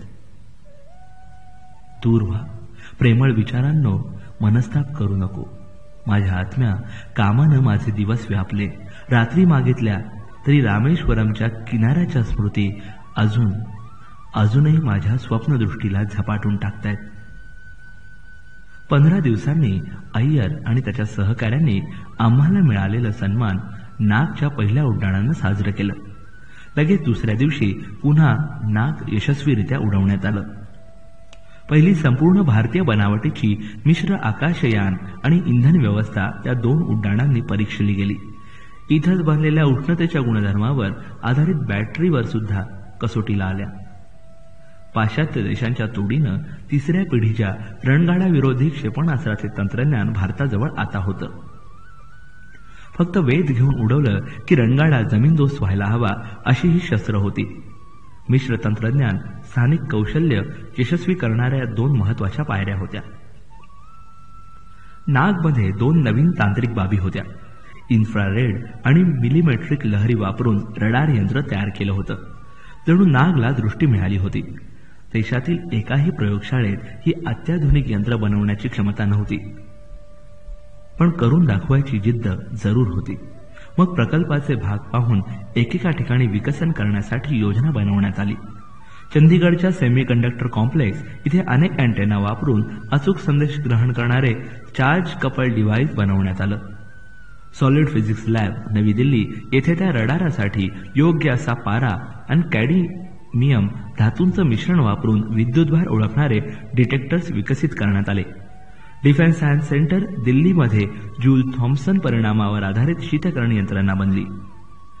विशिष्ट धातूंच्या जोडामधून विद्युत शक्ती वाहताना दिशेनुसार त्यांचं तापमान कमी किंवा जास्त होतं. त्याच परिणामाला जूल थॉम्सन परिणाम म्हणतात. डेहराडून येथील डिफेन्स इलेक्ट्रॉनिक्स ॲप्लिकेशन लॅबोरेटरीमध्ये संदेश देणारे आणि घेणारे विशिष्ट ट्रान्समीटर बनवण्यात आले. काही विशेष गणले जाणारे भाग, gallium arsenide gun, Schottky diode, विशिष्ट अँटीना यासारख्या काही यंत्र विक्रींसाठी भारतावर बंदी होती. कुणा देशानं ती देणं शक्यच नव्हतं. पण अशा आंतरराष्ट्रीय बंधनांना लागू करून सर्जनशीलता नाहीशी करता येत नाही. त्याच महिन्यात मी मदुराईच्या कामराज विद्यापीठात पदवीदान समारंभाचं व्याख्यान देण्यासाठी गेलो. मदुराईला पोहोचल्याबरोबर मी माझ्या माध्यमिक शाळेच्या मास्तरांची, श्री इयादुराई सॉलोमन यांची चौकशी केली.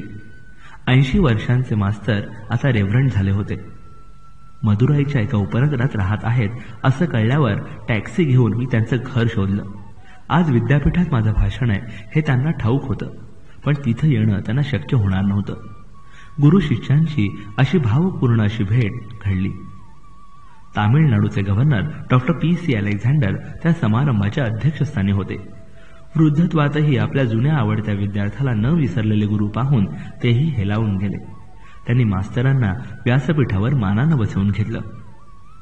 प्रत्येक विद्यापीठाचा प्रत्येक पदवीदान समारंभ म्हणजे प्रचंड ऊर्जेच्या लोंढ्याला वाट करून देणारी उघडी कवाडं असतात. मग संस्थांमधून, छोट्या मोठ्या व्यवस्थांमधून, उद्योगामधून त्या ऊर्जेला योग्य कामाला लावलं जातं, खतपाणी घातलं जातं आणि मग ती देशबांधणीला मदत करते. मी तिथल्या तरुण पदवीधारकांना माझ्या भाषणातून हेच सांगितलं. मला वाटलं की रेव्हरंड सॉलोमन यांचे 25 वर्षांपूर्वी उच्चारलेले शब्द प्रतिध्वनित होऊन माझ्या मुखातून बाहेर पडतायत. माझ्या भाषणानंतर मी माझ्या मास्तरांच्या पायाला हात लावून वंदन केलं. मोठ्या माणसांची मोठी स्वप्न अशी वारसा घेऊन कालौघावर वाहत पुढे जातात.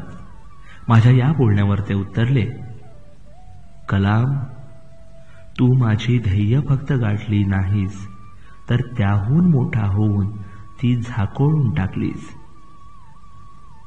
भावनातिरेकानं त्यांचा वृद्ध आवाज रुद्ध झाला होता. पुढच्या महिन्यात मला त्रिशीला जायचा योग आला आणि संधीचा फायदा घेऊन मी सेंट जोसेफ कॉलेजला भेट दिली.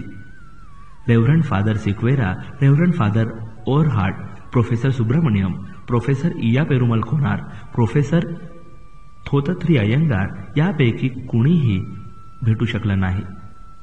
पण तिथल्या इमारतीच्या दगडावर मला त्या मोठ्या माणसांच्या बुद्धिमत्तेची मोहर उमटलेली जाणवली. तिथल्या तरुण विद्यार्थ्यांबरोबर मी माझ्या आठवणींना उजाळा दिला आणि माझ्या भविष्याला आकार देणाऱ्या माझ्या गुरुजनांना वंदन केलं. देशाचा 44वा स्वातंत्र्य दिन आकाशच्या चाचणी उड्डाणानं साजरा केला गेला. प्रल्हाद आणि त्याच्या सहकाऱ्यांनी नवी घनरूप इंधनं वापरून झटक्यात क्षेपणास्त्र पुढे न्यायचं बूस्टर रॉकेट त्यामध्ये वापरलं होतं. त्यासाठी दुप्पट बैठक असलेलं प्रॉपेलंट यंत्र वापरावं लागलं. या पद्धतीचे बूस्टर इंजिन वापरून दीर्घ पल्ल्याची जमिनीवरून हवेत झेपावणारी क्षेपणास्त्र भविष्यात बनवणं सहज शक्य झालं असतं. जमिनीवरून केल्या जाणाऱ्या युद्धशास्त्रात देशानं आकाशमुळे एक महत्वाचा टप्पा गाठला होता.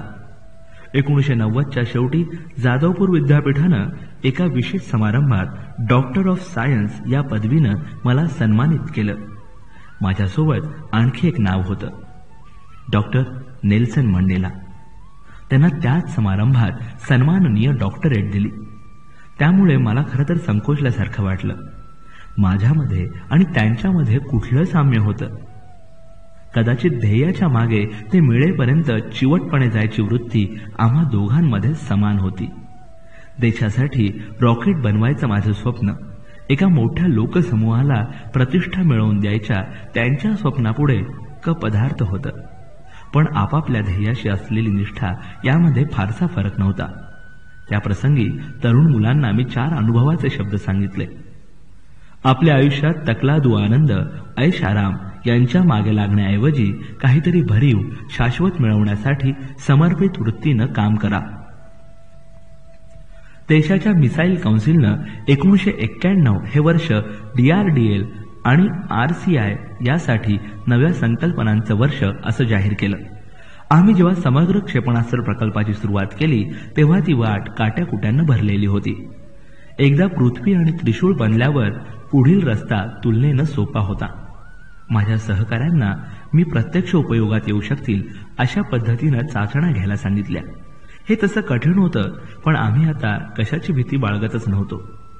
रिअर ॲडमिरल मोहन निवृत्त झाले आणि त्यांचे उपअधिकारी श्री कपूर यांनी त्रिशूलची जबाबदारी घेतली. श्री मोहन यांची क्षेपणास्त्राच्या मार्गक्रमण करायच्या यंत्रणेची समजूत वाखाणण्यासारखी होती. नाविक प्राध्यापक संशोधक असा प्रवास केलेले त्यांचे व्यक्तिमत्व त्या विशिष्ट क्षेत्रात देशामधील सर्वांपेक्षा भारी होतं. त्रिशूळवरच्या आढावा बैठकीमध्ये त्यांचे मार्गदर्शक यंत्रणेवरचं प्रभुत्व नेहमी सर्वांच्या निदर्शनास येईल. त्यांची आठवण पुढील बैठकींना नेहमी येत राहील. एकदा त्यांनी आमच्या प्रकल्पावर लिहिलेलं काव्य मला आणून दाखवलं. कागदावर पेन टेकवून तणावमुक्त करायची अशी सवय फार चांगली वाटली. अशक्य वेळापत्रक, पड तक्ते संगणकात सारणं, मला बंदिस्त जागेतील घुशीसारखं वेडसर बनवतायत. भरीला समितीसमोरची प्रात्यक्षिकं, त्यानं काय सोडवलं जातं देवालाच ठाऊक. सुटी दिवशी बैठका रात्रीही सुटल्या नाहीत. कुटुंब वैतागले. सगळे भांडणाच्या पवित्रात आहेत. माझे हात शिवशिवतायत माझ्या डोक्यावरचे केस उपटायला. पण हाय, ते तरी कुठं शिल्लक आहेत. मी त्यांना उत्तरादाखल सांगितलं की मी माझ्या साऱ्या समस्यांचं ओझं माझ्या उत्तमोत्तम सहकाऱ्यांच्या डोक्यावर ठेवून दिलंय. त्यामुळेच माझ्या डोक्यावरील केस चांगलेच वाढतायत. 1991 ची सुरुवात अनिष्ट सूचक घटनांनी झाली. 15 जानेवारी 1991 आखाती युद्धाला सुरुवात झाली. इराक आणि अमेरिकेच्या नेतृत्वाखालील दोस्त राष्ट्र यांच्यामध्ये युद्धाला तोंड फुटलं. उपग्रहांमुळे युद्धाच्या सर्व बातम्या सचित्र भारतीय उपखंडात दिसत होत्या. प्रत्यक्ष युद्धभूमीवरची दृश्य दिवाणखाण्यातील दूरदर्शनच्या पडद्यावर दिसू लागली. रॉकेट आणि क्षेपणास्त्र यांनी देशवासियांना गुंगवून टाकलं. स्कड आणि पॅट्रियॉट याबद्दल चर्चा चहा कॉफीच्या दुकानांपासून सर्व ठिकाणी होऊ लागल्या. मुलांच्या पतंगांची नावं आणि आकारही क्षेपणास्त्रांसारखे झाले. अमेरिकेच्या दूरदर्शन केंद्रावरून प्रक्षेपित केले जाणारे शब्द मुला माणसाच्या तोंडात सहजपणे बसून गेले.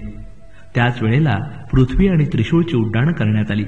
त्यामुळे युद्धाच्या भीतीची छाया भारतीय समाजमनावरून पुसली गेली. आपण संरक्षणदृष्ट्या कुठेही मागे नाही आहोत ही भावना आश्वस्त करणारी होती. वर्तमानपत्रांनी क्षेपणास्त्राच्या अनेक बारीक तपशिलावर मोठाले अहवाल लेख स्वरूपात लिहिले.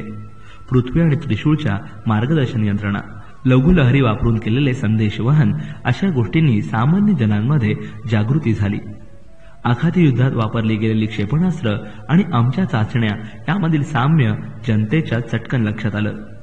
तंत्रज्ञानाच्या दृष्ट्या आपणही तेवढेच सक्षम आहोत हे कळून चुकलं. त्या काळात मला नेहमी विचारला जात असे, पृथ्वी हे स्कडपेक्षा उजवे आहे का हो? आणि आकाश पॅट्रियॉट इतकं प्रभावी आहे का? माझ्या हो अथवा का नाही या उत्तरावर लोकांचे चेहरे अभिमानानं समाधानानं उजळून उठत असत. तंत्रज्ञानदृष्ट्या दोस्त राष्ट्रांचं पारडं जड होतं. प्रत्यक्ष युद्धक्षेत्रावरती 80 आणि 90च्या दशकातील विकसित केलेली शस्त्र ते वापरत होते, तर इराकचे बहुतेक युद्ध साहित्य 60-70च्या दशकातल्या तंत्रज्ञानावर आधारित होतं. इथे आधुनिक जगातील सत्तेच्या वर्चस्वाची उतरण हा कळीचा मुद्दा बनतो. तंत्रज्ञानाचं श्रेष्ठत्व, आधुनिकता वर्चस्व गाजवते. शत्रूला अत्याधुनिक तंत्रज्ञानापासून वंचित ठेवायचं आणि मग आपल्या अटी एकतर्फी लादायच्या. 2000 वर्षांपूर्वी चीनी तत्वज्ञानी सुन त्सू याने युद्धशास्त्राचा एक महत्वाचा नियम सांगितलाय. युद्धामध्ये शत्रूच्या मानवी शक्तीचं खच्चीकरण करण्यापेक्षा शत्रू सैन्याचं मनोधैर्य खच्ची करणं विजयासाठी अधिक महत्वाचं आहे. मनाने हारलेले सैन्य सहज पराभूत होऊ शकतं. हे सांगताना त्यानं जणू 20व्या शतकातील तंत्रज्ञानाच्या वर्चस्वाला डोळ्यासमोर ठेवलं असावं.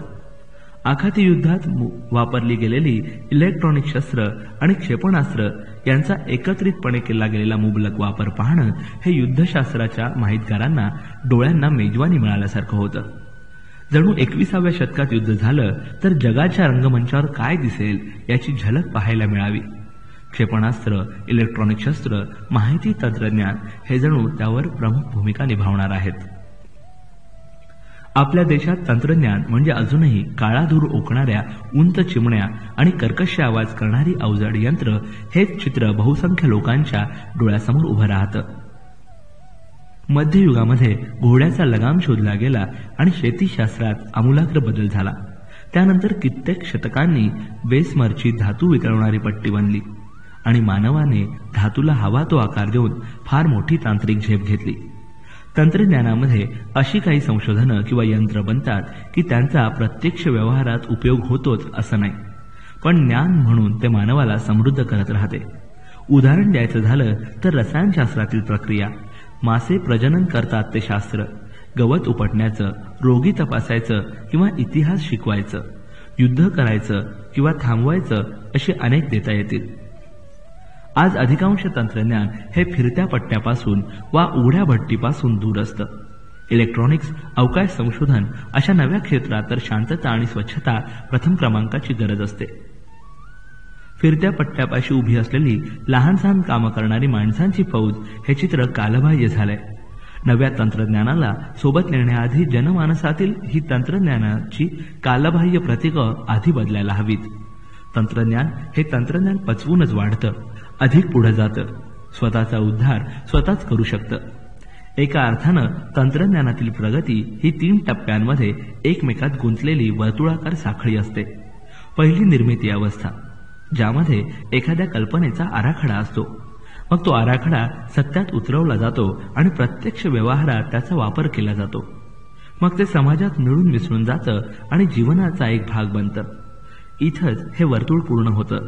असं हे तंत्रज्ञान समाजात मुरलं की ची सवय होते आणि अधिक परिपूर्णतेकडे जाण्यासाठी नव्या कल्पना सुचतात. असे हे एकातून उद्भवणारं दुसरं वर्तुळ आहे. विकसित देशात या वर्तुळातील प्रत्येक टप्प्यातील वेळेचं अंतर कमी कमी होत आहे. आपल्या देशात आपण नुकते वर्तुळ पूर्ण व्हायच्या पायरीवर पोहोचलेलो आहोत. आखाती युद्धात तंत्रज्ञानदृष्ट्या वरचढ असलेल्या दोस्त राष्ट्रांचा विजय झाला आणि आम्ही DRDL व RCI येथील 500 संशोधकांनी एकत्र येऊन उद्भवलेल्या परिस्थितीची चर्चा करायची गरज उत्पन्न झाली. मी प्रश्न विचारला, प्रगत देशांच्या तोडीनं शस्त्र उत्पन्न करणं शक्य आहे का? आणि जर शक्य असेल तर ते आपण करावं का? या प्रश्नावर चर्चा सुरू झाली आणि त्यातून अनेक गंभीर मुद्दे उद्भवले. इलेक्ट्रॉनिक्स युद्धशास्त्रांचा वापर वाढवावा, सुधारित क्षेपणास्त्र बनवताना इलेक्ट्रॉनिक यंत्र वापरली जावीत, कुठल्या क्षेत्रात संशोधन करावं म्हणजे प्रगती होईल, प्राथमिकतेचे निकष कोणते असावेत, अशा अनेक मुद्द्यांना स्पर्श करत 3 तास विचारमंथन झालं. आपल्या प्रमुख शत्रूच्या विशिष्ट क्षेत्रात असलेल्या क्षमतेइतकी शस्त्र आपल्याजवळ असली तर पुरेसं आहे, असाच एकूण चर्चेचा सूर होता. संशोधकांच्या गटांनी पृथ्वीची 50 मीटर क्षेत्रफळाची अचूकता वाढवून ते क्षेत्र आणखी कमी करण्याचा निश्चय केला. त्रिशूळची मार्गदर्शन यंत्रणा आणखी विस्तृत आणि अचूक करायची. कार्बन मिश्रणांचे पृष्ठभाग रिएंट्री तंत्रज्ञानासाठी विशेषत्वानं विकसित करून अग्नीसाठी वापरायचं आणि वरील तिन्ही कार्य वर्षाअखेरीस पूर्णत्वाला न्यायची. केलेला निश्चय वर्षभरात अंमलातही आणला गेला. नाग क्षेपणास्त्राचे प्रक्षेपक वाहनातून अवतरण यशस्वी झालं, तेही त्याच वर्षी. त्रिशूलची समुद्र सपाटीपासून 7 मीटर उंच भरारी यशस्वीरित्या पूर्ण करण्यात आली. त्याचा वेग आवाजाच्या 3 पट होता, म्हणजेच मॅक नंबर 3. आता स्वदेशी तंत्रज्ञान वापरून ओटीवरून उडवायची समुद्री क्षेपणास्त्राचं तंत्रज्ञान विकसित करणं शक्य होईल असा विश्वास उत्पन्न झाला. त्याच वर्षी IIT मुंबई यांनी मला डॉक्टर ऑफ सायन्स ही सन्मानाची पदवी दिली. माझ्या मानपत्राचे वाचन प्रोफेसर B. नाग यांनी केलं. आपण अवकाशशास्त्राच्या तंत्रज्ञानाचा मजबूत पाया घालण्यामागचा स्फूर्तीस्त्रोत आहात. त्या पायावरून देशाच्या भावी हवाई अवकाश प्रकल्पाचे प्रक्षेपण करून 21व्या शतकातील आव्हानांना सामोरं जाता येईल. प्रोफेसर नाग कदाचित विनम्रतेने सांगत असतील, पण मला असा विश्वास वाटतो की पुढच्या शतकात पाऊल ठेवताना भारताचा उपग्रह स्वदेशी प्रक्षेपक वाहन वापरून 36,000 किलोमीटर अंतरावर स्थिर कक्षेमध्ये फिरता राहू शकेल. क्षेपणास्त्राच्या बाबतीत देश तेव्हा स्वयंपूर्ण झालेला असेल. भारत हा एक प्रचंड जीवनरसाने भरलेला देश आहे.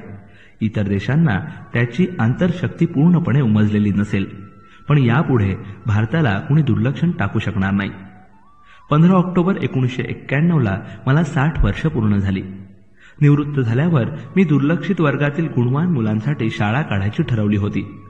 भारत सरकारच्या सायन्स अँड टेक्नॉलॉजी विभागाचे प्रमुख आणि माझे मित्र प्रोफेसर P. रामाराव यांच्याशी भागीदारीत ही राव कलाम शाळा सुरू होणार होती. काही धोरणं ठरवून ती अंमलात आणणं, काही प्रकल्प आखून ते पूर्ण करणं, काही महत्वाचे टप्पे निर्माण करणं आणि ते गाठणं कितीही अर्थपूर्ण आणि महत्वाचं असलं तरी ती आयुष्याची इति कर्तव्यता असू शकत नाही. समाजाला त्यांच्या पातळीवर उतरून काहीतरी देणं हेही महत्वाचं आहे, यावर आम्हा दोघांचं एकमत होतं. पण आमची ही योजना आम्हाला पुढे ढकलावी लागली. भारत सरकारनं आम्हा दोघांनाही निवृत्त करायचं नाकारलं. त्या काळात मी माझी निरीक्षणं, आठवणी आणि काही विषयांवरची माझी मतं कागदावर व्यक्त करायची ठरवली. माझ्या मते भारतीय तरुणांपुढची सर्वात मोठी समस्या म्हणजे स्पष्ट दृष्टीचा अभाव, नक्की दिशेचा अभाव ही आहे. त्यामुळे माझ्या भोवतालची प्रतिकूल परिस्थिती मला सहाय्यभूत ठरलेल्या व्यक्तींची माहिती यांची कल्पना द्यावी असं मला वाटलं. काही व्यक्तींचा सन्मान करणं, माझ्या आयुष्यात मिळवलेल्या गोष्टींची जंत्री देणं हा या पुस्तकाचा हेतू मुळीच नाही. तर मी हे सांगू इच्छितो की कुणी माणूस कितीही छोटा असेल, गरीब असेल, अभावाच्या परिस्थितीत असेल तरी त्यानं हिंमत हरण्याची गरज नाही. समस्या ही जीवनाचा एक भाग आहे. दुःख हे यशाचं सार आहे. कुणी म्हटलेलंच आहे, देवानं वचन दिलेलं नाही, आकाश सदैव निळेच राहील. आयुष्याच्या पाऊलवाटा फुलांनी सजवलेल्याच राहतील. देवानं वचन दिलेलं नाही, पावसाशिवाय सूर्य, दुःखाशिवाय सुख, वेदनेशिवाय शांती. देवानं वचन दिलेलं नाही. माझे आयुष्य दुसऱ्या कुणासाठी आदर्श आहे असा माझा दावा नाही, पण कुणा गरीब मुलाला कोपऱ्यातल्या गावी राहत असेल, अभाव असलेल्या समाज स्तरावर जीवन व्यतीत करत असेल, तर माझ्या आयुष्याला नियतीनं दिलेला आकार पाहून दिलासा मिळेल. निराशेच्या, मागासपणाच्या खोट्या आभासमय कल्पनांच्या बंधनातून मुक्त व्हायला मदत होईल. आता तशी मुलं कुठं आहेत मला ठाऊक नाही, पण देव सदैव त्यांच्याबरोबर आहे आणि देव जेव्हा त्यांच्या सोबत आहे तेव्हा त्यांच्या विरुद्ध कोणी असू शकेल. पण देवानं वचन दिलंय, दिवसापुरती शक्ती, श्रमानंतर विश्रांती आणि पावलापुरता प्रकाश. माझं एक निरीक्षण आहे, बहुसंख्य भारतीयांना आयुष्यभर विनाकारण दुःख सहन करत राहायची वेळ येते, कारण त्यांना आपल्या भावनांना काबूत ठेवता येत नाही. कुठल्या तरी अज्ञात मानसिक जडत्वाची ते शिकार असतात. हे एकच उत्तर आहे, जेव्हा परिस्थिती सुधारेल तेव्हा त्यातल्या त्यात उत्तम मार्ग असे शब्द व्यवसायात, उद्योगधंद्यात आपल्या कानावर नेहमी येत राहतात. नकारात्मक, भीतीच्या भावना आपल्या हृदयात अशा काही खोल पुरलेल्या असतात की आपल्या विचारांची पद्धत नकारार्थी उत्तरांकडे जाते. मी त्या भीती दूर व्हाव्यात म्हणून कागदावर पेन टेकवलंय. मी अनेक संस्थांमध्ये अनेक लोकांबरोबर काम केलंय. त्यातील काही जणांनी स्वतःच्या मर्यादा स्वतःच निश्चित केल्या होत्या. स्वतःला सिद्ध करण्यासाठी त्यांनी मला अनेक वेळा वापरलं, वाकवलं. भारतीय विज्ञान क्षेत्रात असलेल्या काही व्यक्तिसंवारक सापळ्यांची आणि त्यामुळे उद्भवणाऱ्या शोकांतिकांची कल्पना यावी हा एक उद्देश या आठवणी सांगण्यामागे आहे. तसेच सहकारानं संख्यात्मक पातळीवर एकत्रित प्रयत्नांनी मिळवलेल्या यशाबद्दलच्या कहाण्याही यामध्ये आहेत. माझी अशी इच्छा आहे, प्रत्येक भारतीयाच्या अंतरात वसत असलेल्या अग्निबिंदूला पंख लाभावेत आणि या महान देशाचं भवितव्य उजळून निघावं, त्यानं आकाशाला पालाण घालावं. शास्त्रीय संशोधन एका माणसाला एक वेळ शक्य आहे, पण तंत्रज्ञान ही अनेकांच्या सहकार्यानं घडू शकणारी गोष्ट आहे. एकाऐवजी अनेकांच्या बुद्धिमत्तेचा एकमेकांशी होणारा सुसंवादाचं ते फळ आहे. माझ्या समग्र क्षेपणास्त्र प्रकल्पांचं यश हे फक्त भारताने वेळेच्या मर्यादेत ठरवलेल्या उद्दिष्टांची पूर्ती करत 5 प्रकारची कार्यक्षम क्षेपणास्त्र बनवली आहेत इतकंच सीमित नसून त्यायोगे काही संशोधक, अभियंते यांच्या उत्तम टीम्स निर्माण झाल्या. मला जर कोणी विचारलं की रॉकेटरीमधील तुमचं वैयक्तिक यश कोणतं, तर मी उत्तरेन, तरुण माणसांनी हृदय आणि आत्मा एक करून एखाद्या ध्येयासाठी झपाटून काम करावं असं वातावरण मी निर्माण करू शकलो. नव्याने एखादी टीम जेव्हा काम करण्यासाठी एकत्र येते तेव्हा तिचं स्वरूप लहान मुलांसारखं असतं. उत्तेजित, उत्साही, कुतूहलपूर्ण आणि ऊर्जेनं परिपूर्ण असं खदखदत असतं. त्यांना आनंद मिळवायचा असतो आणि कोणतंही काम उत्तमोत्तम करायचं असतं. मुलांप्रमाणे या आशावादी कल्पनांना मातापित्यांनी नीट मार्गदर्शन केलं नाही तर त्या मोडून तुटून जातात. सहकाराने काही यश मिळवायचं असेल तर तसं वातावरण निर्माण करायला हवं. नाविन्याला वाव हवा, उत्तेजन हवं. मला अशा आव्हानांना नेहमीच तोंड द्यावं लागलं. इस्रो, DRDO, DRD&P आणि इतर ठिकाणी काम करताना थोडा धोका पत्करून नाविन्याला सदैव मी प्रोत्साहन दिलं. आम्ही प्रथम SLV-3 किंवा नंतर IGM-DP या प्रकल्पासाठी टीम बनवल्या. तेव्हा त्यामध्ये काम करणाऱ्यांना संस्थेच्या महत्वाकांक्षांच्या अग्रभागी राहावं लागलं. या टीममध्ये चांगलीच मानसिक गुंतवणूक केलेली असल्यानं त्यांच्या उक्ती, कृती प्रकाशात राहिल्या. कुणाकडून कमी जास्त गुंतवणूक केली गेली, पण यश मात्र एकत्रित होतं. मला कल्पना होती की संस्थेच्या व्यवस्थापकीय आधाराअभावी टीमचं मनोधैर्य खचण्याची शक्यता असते. त्यांचं स्वरूप एकत्र काम करणारे लोक इतकंच असताना तर एकजिन्सीपणा हवा. ती भावना हरवली तर अपुऱ्या साधनसामग्रीमध्ये त्यांच्याकडून केलेल्या उच्च अपेक्षा पुऱ्या होणार नाहीत. अनेकदा संस्थांचे मनोधैर्य खचण्याच्या बिंदूपाशी पोहोचलं होतं. त्यांनी जर बंधनं घातली असती तर काम पुढे जाणं कठीण बनलं असतं. संशोधनात गृहीत असलेली अनिश्चितता, गुंतागुंत टीमवर्कला कधी कधी पेचात पाडू शकते. SLV-3च्या प्रकल्पामधील सुरुवातीच्या वर्षात प्रगती भराभर होत नाही. ती प्रत्यक्षात दिसून येत नाही अशा भावनेनं निराश झालेल्या उच्चाधिकाऱ्यांना प्रोत्साहन देत कौशल्यानं हाताळावं लागलं. अनेकांना संस्थेचा प्रकल्पावरचा ताबा निष्ठच चाललाय असंही वाटलं. टीमच्या कार्यावर कुणाचंच लक्ष नाही, गोंधळाचे वातावरण निर्माण झालंय असा आरोप पुढे बिनबुडाचा ठरला. संस्थेमध्ये काही लोक मोक्याच्या सत्यास्थानावर असतात. विशेषतः VSSC मधील अशा अधिकाऱ्यांनी टीमवर असलेली जबाबदारी आणि बांधिलकी तितकीशी गांभीर्याने घेतली नाही. त्यांच्याशी झगडून प्रगती साधत राहणं हाच आमच्या कामाचा एक महत्वाचा भाग बनला. डॉक्टर ब्रह्मप्रकाश यांनी आपल्या संयमी वृत्तीनं अशा गोष्टी कुशलतेने सांभाळल्या. टीममध्ये प्रकल्प करत असताना यशाकडे पाहायची दृष्टीही बदलावी लागते. अनेकांच्या अनेक प्रकारच्या अपेक्षा असतात. अनेक वेळा बाहेरच्या कंत्राटदारांच्या गरजा भागवताना आणि संस्थेच्या विशेष विभागाच्या अपेक्षा पुऱ्या करताना टीम उद्ध्वस्त व्हायची शक्यता असते. चांगल्या टीममधील व्यक्तींना बाहेरील संस्थांच्या संघटनांच्या नेमक्या कुण्या व्यक्तीशी वाटाघाटी कराव्यात, कुणाकडून विनातक्रार काम होऊ शकेल हे चटकन ओळखायची हुशारी असते. टीमच्या हमखास यशासाठी अशा मोक्याच्या जागी असलेल्या लोकांशी सतत संवाद साधावा लागतो. आपल्या अडचणी नीट त्यांच्यापर्यंत पोहोचवाव्या लागतात. बदलत्या परिस्थितीची सतत कल्पना द्यावी लागते. प्रशासकीय व्यवस्थापकीय यंत्रणांना न आवडणारी गोष्ट म्हणजे अप्रिय अकल्पित घटना. चांगल्या टीमला अशा अप्रिय घटनांना टाळावं लागतं. आमच्या SLV 3 टीमनं आपलं स्वतःचं असे यशाचे निकष बनवले होते. प्रत्येकाची योग्यता, आशा, अपेक्षा आणि उद्दिष्ट निश्चित करून ठेवली होती. आम्हाला यश मिळवण्यासाठी कशाची गरज आहे आणि आम्ही ते यश कसे योजणार आहोत त्याचे मापदंडही आम्हीच ठरवलेले.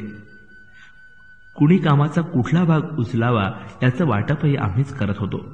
आपापसात चर्चा करून ठरवत होतो. वेळेची मर्यादा घालून घेणं, एकमेकांशी पूरक असे संबंध प्रस्थापित करणं याचा निर्णयही आम्ही घेत होतो. यशाचे मापदंड टीममध्येच ठरवणं ही कौशल्याची बाब आहे.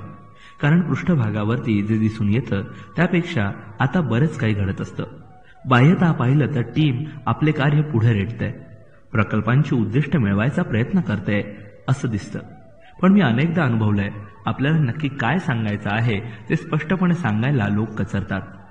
त्यांना जे काम होतंय ते आवडत नाही. टीमच्या प्रत्येक घटकाने याबद्दल सतर्क राहायला हवं. सहकार्यांच्या भावना जाणायला हव्यात. प्रकल्प नीट मार्गाने पुढे जातो आहे ना याकडे लक्ष हवं.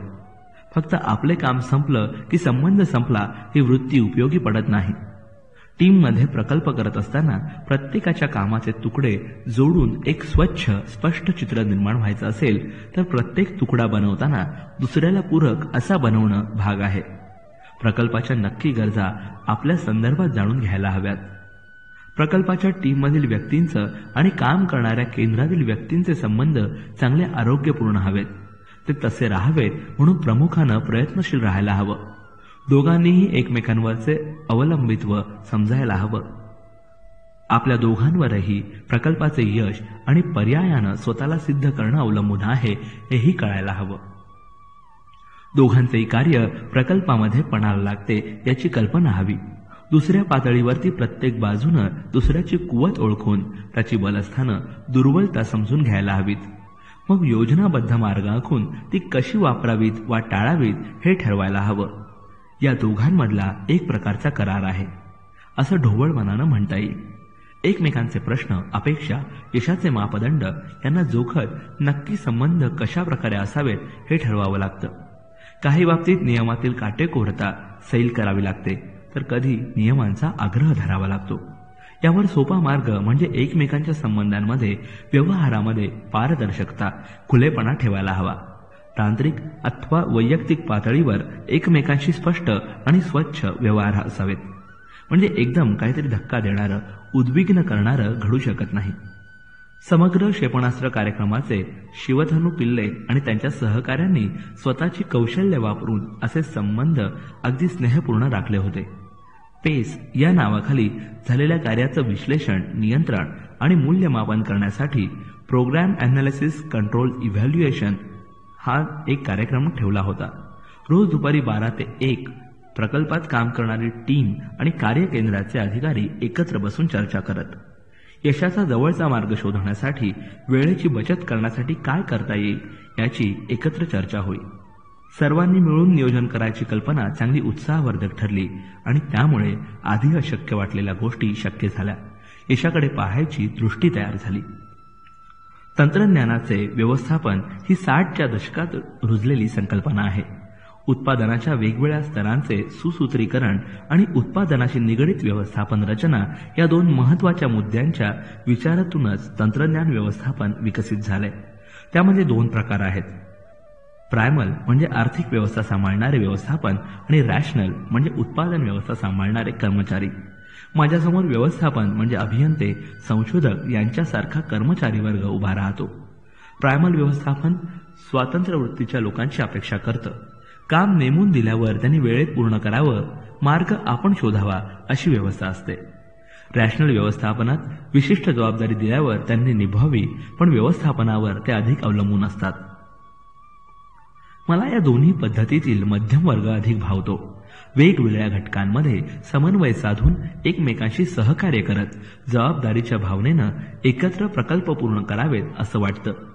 प्रायमल प्रतीची स्वतंत्र वृत्ती आणि रॅशनल व्यवस्थापकाचा सहकार एकत्र यावा.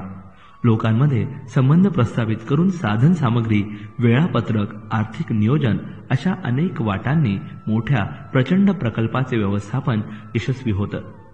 सरकारी खात्यातील वर्चस्वाची उतरंड नको, तर एकूण कामाचे विभाग पाडून समन्वयाचे व्यवस्थापन मला आवडतं. अब्राहम मॅस्लो यांनी सर्वप्रथम स्वतःला कार्यप्रवण करायची नवी मानसिक संकल्पना मांडली. युरोपमध्ये रुडॉल्फ स्टेनर आणि रे ग्रीवान्स यांनी ही संकल्पना स्वशिक्षणासाठी तसेच संस्थात्मक नूतनीकरणासाठी वापरली. अँग्लो जर्मन व्यवस्थापन तत्वज्ञानी फ्रीज शूमाकर यांनी बौद्ध धर्मातील अर्थशास्त्रावर आधारित लहान ते सुंदर ही संकल्पना जगापुढे मांडली, म्हणजेच स्मॉल इज ब्युटिफुल.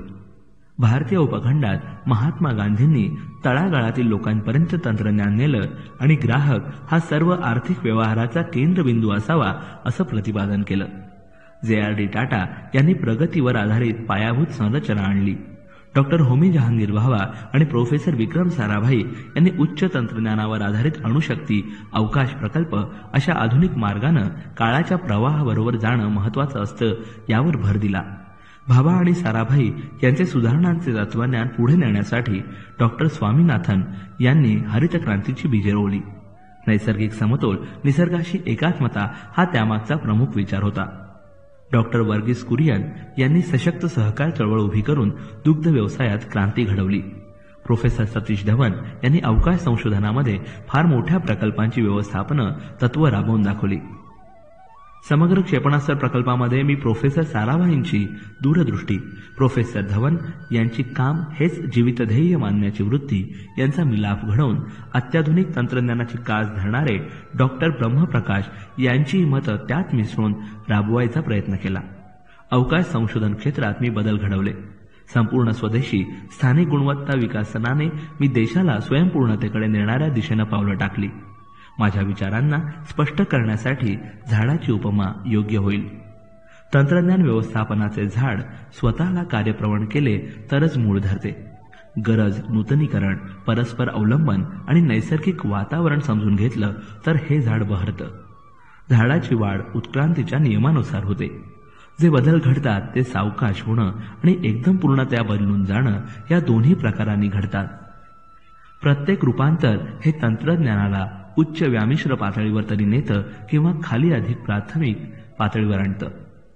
वर्चस्व दर्शवणारे बदल प्रथम खूप उंची गाठतात आणि नंतर समस्यांनी घेरले जातात. बदलाचा वेग झपाट्यानं प्रवेगात बदलतो. झाडाच्या खोडामध्ये सर्व क्रिया सृजनाच्या अवस्थेत सुप्त असतात. निर्णय, ध्येय, धोरणं हेही तिथेच मूळ धरतं. फांद्या म्हणजे त्यांची साधनं, स्थिर संपत्ती, कार्य आणि उत्पादन असतं. त्यांना झाडाचे खोड सतत नवनवे देत असतं. आविष्कार सुधारत अन्न पाणी पुरवतं. हे तंत्रज्ञान व्यवस्थापनाचं झाड नीट जोपासलं तर स्वीकारशील संरचनेची, तंत्रज्ञानाच्या वर्चस्वाची, समजुतीची उत्तम फळं देऊ शकतं. एक तंत्रकौशल्याला मानणारी, आत्मसात करणारी पिढी घडवू शकतं. संस्थेमध्ये तंत्रज्ञान दृढमूल करू शकते. एकूण देशाची आणि देशवासियांची जीवन पातळी उंचावण्याची कामगिरी पार पाडतं. तेव्हा IGMDPला 1983 मध्ये मंजुरी मिळाली. तेव्हा देशामध्ये प्रगत विज्ञानाचा पाया घातला गेला नव्हता. इथे तिथे थोडे तंत्रकुशल लोक अपुऱ्या साधनांनीशी काम करत होते. पण ती कुशलता एकत्रित करून काहीतरी भरीव असा आकाराला आणण्यासाठी प्रयास नव्हते. समग्र क्षेपणास्त्र प्रकल्पाच्या आयोजनामुळे अनेक छोट्या छोट्या प्रकल्पांच्या सहाय्यानं एक प्रचंड मोठं आव्हान पुढं उभं केलं गेलं. 5 आधुनिक क्षेपणास्त्रांच्या मालिका एकाच वेळी विकसित करायच्या होत्या. त्यासाठी साधनं एकत्र करणं, प्राथमिकता ठरवणं, मानवी संपत्तीचा सुयोग्य वापर करणं अशा अनेक मागण्या पूर्ण करायच्या होत्या. प्रसंगानुरूप 78 ठिकाणी भागीदारीत काम चालू होतं. त्यापैकी 36 तंत्रज्ञान केंद्र होती, 41 प्रत्यक्ष उत्पादनाची केंद्र होती. देशभर ठिकठिकाणी पसरलेली लष्करी उद्योग केंद्र, सार्वजनिक उद्योग, खाजगी कारखाने आणि व्यावसायिक आस्थापना यांच्यासह खास बांधणीचे सहकारी प्रशासन इतक्या आघाड्यांवर, वेगवेगळ्या स्तरांवर या प्रकल्पाचे व्यवस्थापन विखुरलेलं होतं. आम्ही एक आदर्श बेतून देशासमोर ठेवला. प्रत्येक गरजेकडे, कौशल्याकडे आमचं लक्ष होतं. दुसऱ्यांनी शोधलेल्या कल्पना आम्ही जरूर वापरल्या, पण त्यांना आमच्या कुवतीच्या मुशीत ओतून आमच्या नेमक्या गरजांसाठी योग्य असा आकार दिला. इतक्या मोठ्या प्रमाणावर एकत्रित काम करताना येणाऱ्या अडचणी, ताण यांना तोंड देत पुढे जायचं सोडलं नाही. योग्य असे व्यवस्थापन आणि सहकारी श्रमविभागणी यांच्या जोरावर आपल्या देशातील बुद्धिमत्तेला, कुशलतेला आणि प्रयोगशाळेत, सहकारी संस्थांमधून आणि खाजगी उद्योगातून काही ठोस, भरीव असा आकार देऊ शकलो. तंत्रज्ञान व्यवस्थापन ही संकल्पना फक्त क्षेपणास्त्र प्रकल्पात उपयोगी पडली असं नाही, तर यशस्वी व्हायची देशाची जबरदस्त इच्छा यातून आकाराला आली. यापुढे जगाला फक्त पैसा आणि श्रमशक्ती दिशा देऊ शकणार नाही, तर दोघांच्या सहकार्यानं जे तंत्रज्ञान निर्माण होईल ते देशाला सशक्त करेल, बलवान बनवेल. स्वातंत्र्य, सार्वभौमत्व राखायचं असेल तर यापुढे तंत्रज्ञानाला पर्याय नाही. तंत्रज्ञान फक्त तंत्रज्ञानाचा आदर करतं. तंत्रज्ञान ही सर्वांनी मिळून पुढे न्यायची सुधारणा आहे. विज्ञान संशोधनासारखी एकांडी साधना नाही. वैयक्तिक बुद्धिमत्ता शास्त्रीय संशोधन करू शकते, पण त्यातून पुढे येणाऱ्या संकल्पना प्रत्यक्ष व्यवहारात आणण्यासाठी बुद्धीबरोबर अनेकांचे श्रम कारणी लागतात आणि मग त्यांचं तंत्रज्ञान बनतं.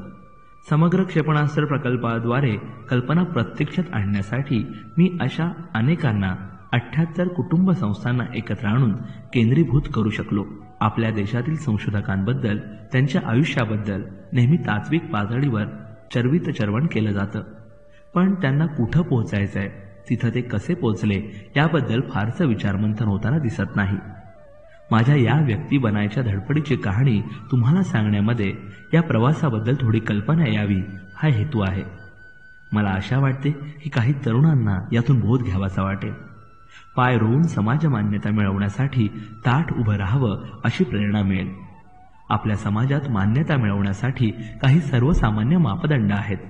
पैसा, संपत्ती, मान, सत्तास्थानं, बढती, एखाद्याची जीवन पद्धती इतरांकडून आदर्श म्हणून स्वीकारली जाणं, सन्मानाचे समारंभ वाट्याला येणं, अशा वरवरच्या गोष्टी त्यामध्ये येतात. असे काही मिळवण्यासाठी तरुणांना नियम, चालचलणूक, रीतिरिवाज, परंपरा अशा अनेक बाबतीत पारंगतता मिळवावी लागते आणि त्यावेळी अनेकदा आपल्या अंतर्वृत्तीच्या, व्यक्तिमत्वाच्या गाभ्याच्या विरुद्धही जावं लागतं. बाह्य कौशल्य शिकण्यासाठी स्वतःचा पिंड बदलावा लागतो. इच्छा आकांक्षांना मुरडही घालावी लागते. अंतिमता ते सुखाचं ठरतंच असंही नाही. आजच्या तरुणानं स्वतःचा पराभव करणाऱ्या अशा मार्गांपासून दूर राहावं. भौतिक सुखांसाठी, संपत्तीसाठी काम करणं हे ध्येय असू नये. मी कित्येक श्रीमंत, सत्ताधारी, सुशिक्षित माणसांना आंतरिक शांतीसाठी तडफडताना पाहिलंय आणि स्वतःजवळ काहीही नसताना अहमद जलालुद्दीन, इयादुराई सोलोमन सारखी सुखी, आनंदी माणसंही पाहिली आहेत. कारोमांडेल किनाऱ्यावर होडकी जिथं वाऱ्यावर डोलतात, त्या वाळूच्या परिसरामध्ये काही श्रीमंत आत्मे राहतात. एक सुती लुंगी, अर्धी मेणबत्ती, वाळूच्या परिसरातील त्या राजांची एवढीच संपत्ती, एवढीच संपत्ती. जवळ काहीही नसताना त्यांना इतकं सुरक्षित कसं वाटत होतं? त्यांच्या अंतरातील शक्ती त्यांना धैर्य देत होती असा मला विश्वास वाटतो. बाह्य गोंगटापेक्षा आपल्या आतल्या आवाजाला ते ओ देत असावेत. आपल्या अशा अंतरातून येणाऱ्या संदेशाची कल्पना, जाणीव असते का? आपण त्यावर विश्वास ठेवता का? आपल्या आयुष्यावर, हातून घडणाऱ्या कर्मांवर आपल्या विचारांचा अंकुश असतो का? बाह्य गोष्टींचे दडपण येऊन तुम्ही घेतलेले निर्णय तुम्हाला हवे तसे वाकवतात, एकाच जागी खेळवून टाकतात.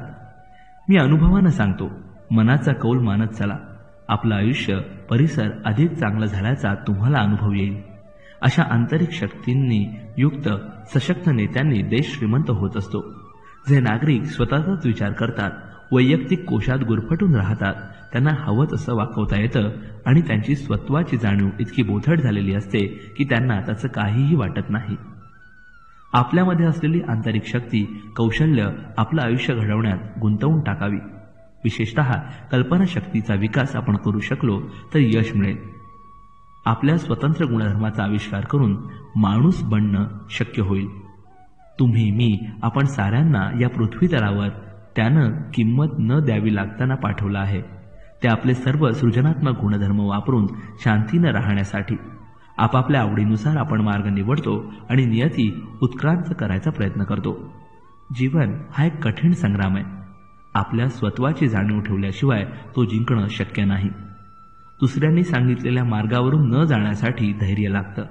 थोडी अनिश्चितता असली तरी बाह्य दडपणांना झुगारून देऊन आपल्या अंतर्मनाचा कौल घेत कार्य करत राहिलं तर जीवनाचा खेळ रंगवता येतो, जिंकताही येतो. अमुक एका पद्धतीने जगलं तरच सुखी होता येतं असा कोलाहल करून टाकत असताना आतल्या आवाजानं ऐकणं तसं सोपं नाही. पण अंती तेच आनंदाकडं, सुखाकडं नेतं. रूढीविरुद्ध जाऊन मला घरी स्वयंपाकघरात जेवायला बोलवणाऱ्या शिवसुब्रमण्य अय्यर यांना तुम्ही काय म्हणाल? जोहरानं, माझ्या बहिणीनं माझ्या इंजिनिअरिंग कॉलेजच्या फीसाठी अंगठी, बांगड्या गहाण ठेवल्या, हे आतल्या आवाजाला ओ देणं नव्हतं का? प्रोफेसर स्पॉन्डरनी सर्वांसमक्ष मला फोटोसाठी शेजारी बसायला बोलवलं. मोटर गॅरेजसारख्या अपुऱ्या साधनांनी भरलेल्या जागेत हॉवरक्राफ्ट बनवलं गेलं. मला प्रथम बाहेर फेकून मग स्वतःचा जीव वाचवायचं धैर्य सुधाकरनं दाखवलं. डॉक्टर ब्रह्मप्रकाश यांचं सांत्वन, नारायणन यांचं व्यवस्थापन, व्यंकटरमण यांची दूरदृष्टी, अरुणाचलम यांची सदैव पाऊल टाकायची वृत्ती, या सर्व आंतरिक शक्तींना ओ देत केलेल्या कृतीच आहेत. पायथागोरस या ग्रीक तत्ववेत्यानं 25 शतकांपूर्वी म्हटलंय, सर्व गोष्टींआधी स्वतःचा आदर करा. मी तत्वज्ञानी नाही तर तंत्र क्षेत्रातला माणूस आहे. उभा जन्म मी रॉकेटरी शिकण्यात घालवला, पण मी फार मोठ्या वैविध्यांसह असलेल्या लोकसमूहाबाबत काम केलंय. मला व्यावसायिक जीवनाचे अनेक पैलू, गुंतागुंत, ताण पाहायला मिळाले. मी जे पाहिले, मला जे भावले, जाणवले, त्यातून मी काही निष्कर्ष काढले आणि कागदावर मांडले. माझे मित्र, सहकारी, नेते, वरिष्ठ आणि माझ्या जीवनाच्या नाट्यप्रयोगातला खरा नायक, माझं रॉकेटमधलं ज्ञान, तंत्रज्ञानाच्या व्यवस्थापनाचे काही पैलू हे मी चित्ररूपानं पुन्हा पाहत तुमच्यासमोर कागदावर ठेवतोय. वेदना आणि आनंदोर्मी, यश आणि अपयश, स्थळकाळाचे तपशील विसरून एकत्रितपणे पुढे ठेवलेत. विमानातून आपण जेव्हा जमिनीकडे पाहतो तेव्हा घरं, माणसं, शेती, खडक, झाडं एकाच निसर्गचित्राचा भाग म्हणून डोळ्यांसमोर पसरलेले असतात. एकापासून दुसरे अलग करणाऱ्या रेषा वितळून जातात. इथवर तुम्ही जे काही वाचलंय ते म्हणजे माझ्या आयुष्याचं असं दुरस्त चित्र आहे. माझी योग्यता म्हणजे माझ्या शंका आहेत. माझी भीती हेही त्याची देणगी. माझ्या गुणधर्मांच्या विरुद्ध जरी भासलं तरीही. अग्नीचं अवतरण होईपर्यंत काळाची ही कथा आहे. जीवन प्रवाह पुढे वाहतच राहणार. 90 कोटी लोकांचा हा महान देश सर्व क्षेत्रात उंच भराऱ्या मारणार आहे. माझी कहाणी 100 वर्ष रामेश्वरमच्या मशिदीजवळ जीवन व्यतीत केलेल्या आणि तिथेच मृत्यू पावलेल्या जैतुलवदींच्या मुलाची कहाणी. भावाला वर्तमानपत्र विकण्यासाठी मदत करणाऱ्या मुलाची कहाणी. शिवसुब्रमण्य अय्यर आणि इयादुराई सॉलोमन पंडलाई यांनी घडवलेल्या विद्यार्थ्याची. MGK मेनन यांनी निवडलेल्या आणि साराभाईंनी आकार दिलेल्या अभियंत्याची. अपयशानं आणि माघारीनं तावून सुलाकून बाहेर पडलेल्या संशोधकाची.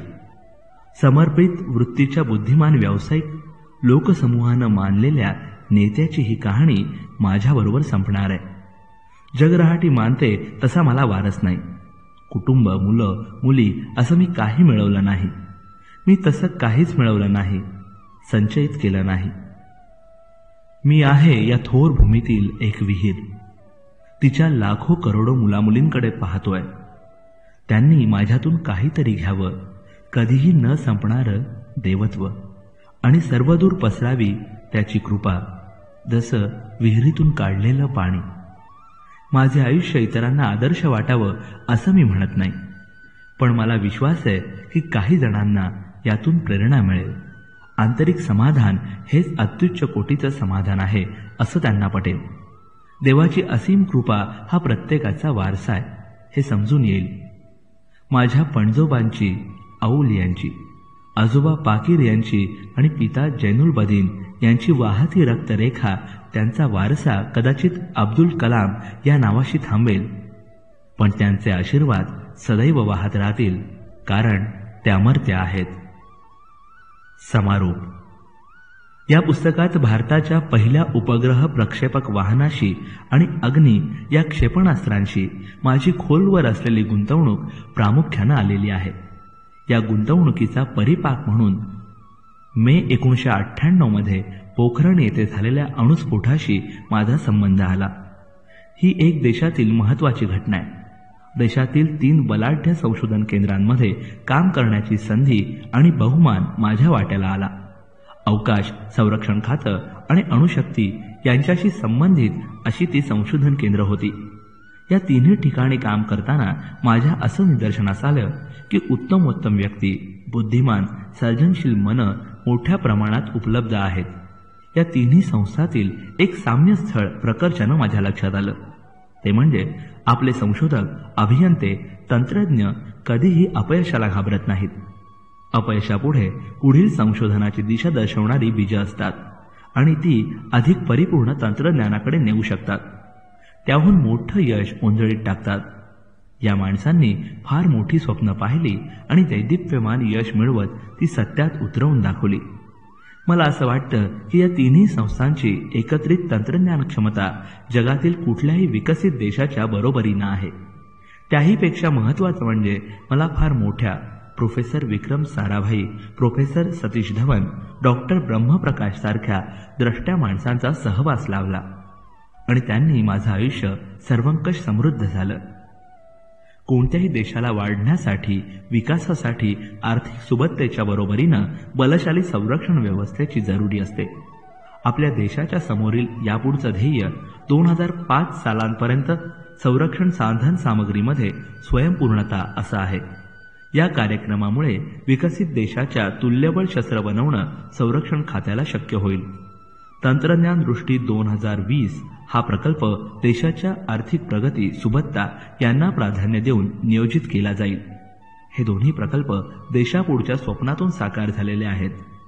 मी मनपूर्वक प्रार्थना करतो, आशा करतो की स्वयंपूर्णतेकडे प्रकल्प आणि तंत्रज्ञान दृष्टी 2020 या 2 प्रकल्पांमुळे होणारा देशाचा विकास देशाला बलशाली, संपन्न आणि विकसित बनवेल. APJ अब्दुल कलाम. याचबरोबर हे पुस्तक इथेच वाचून संपत आहे.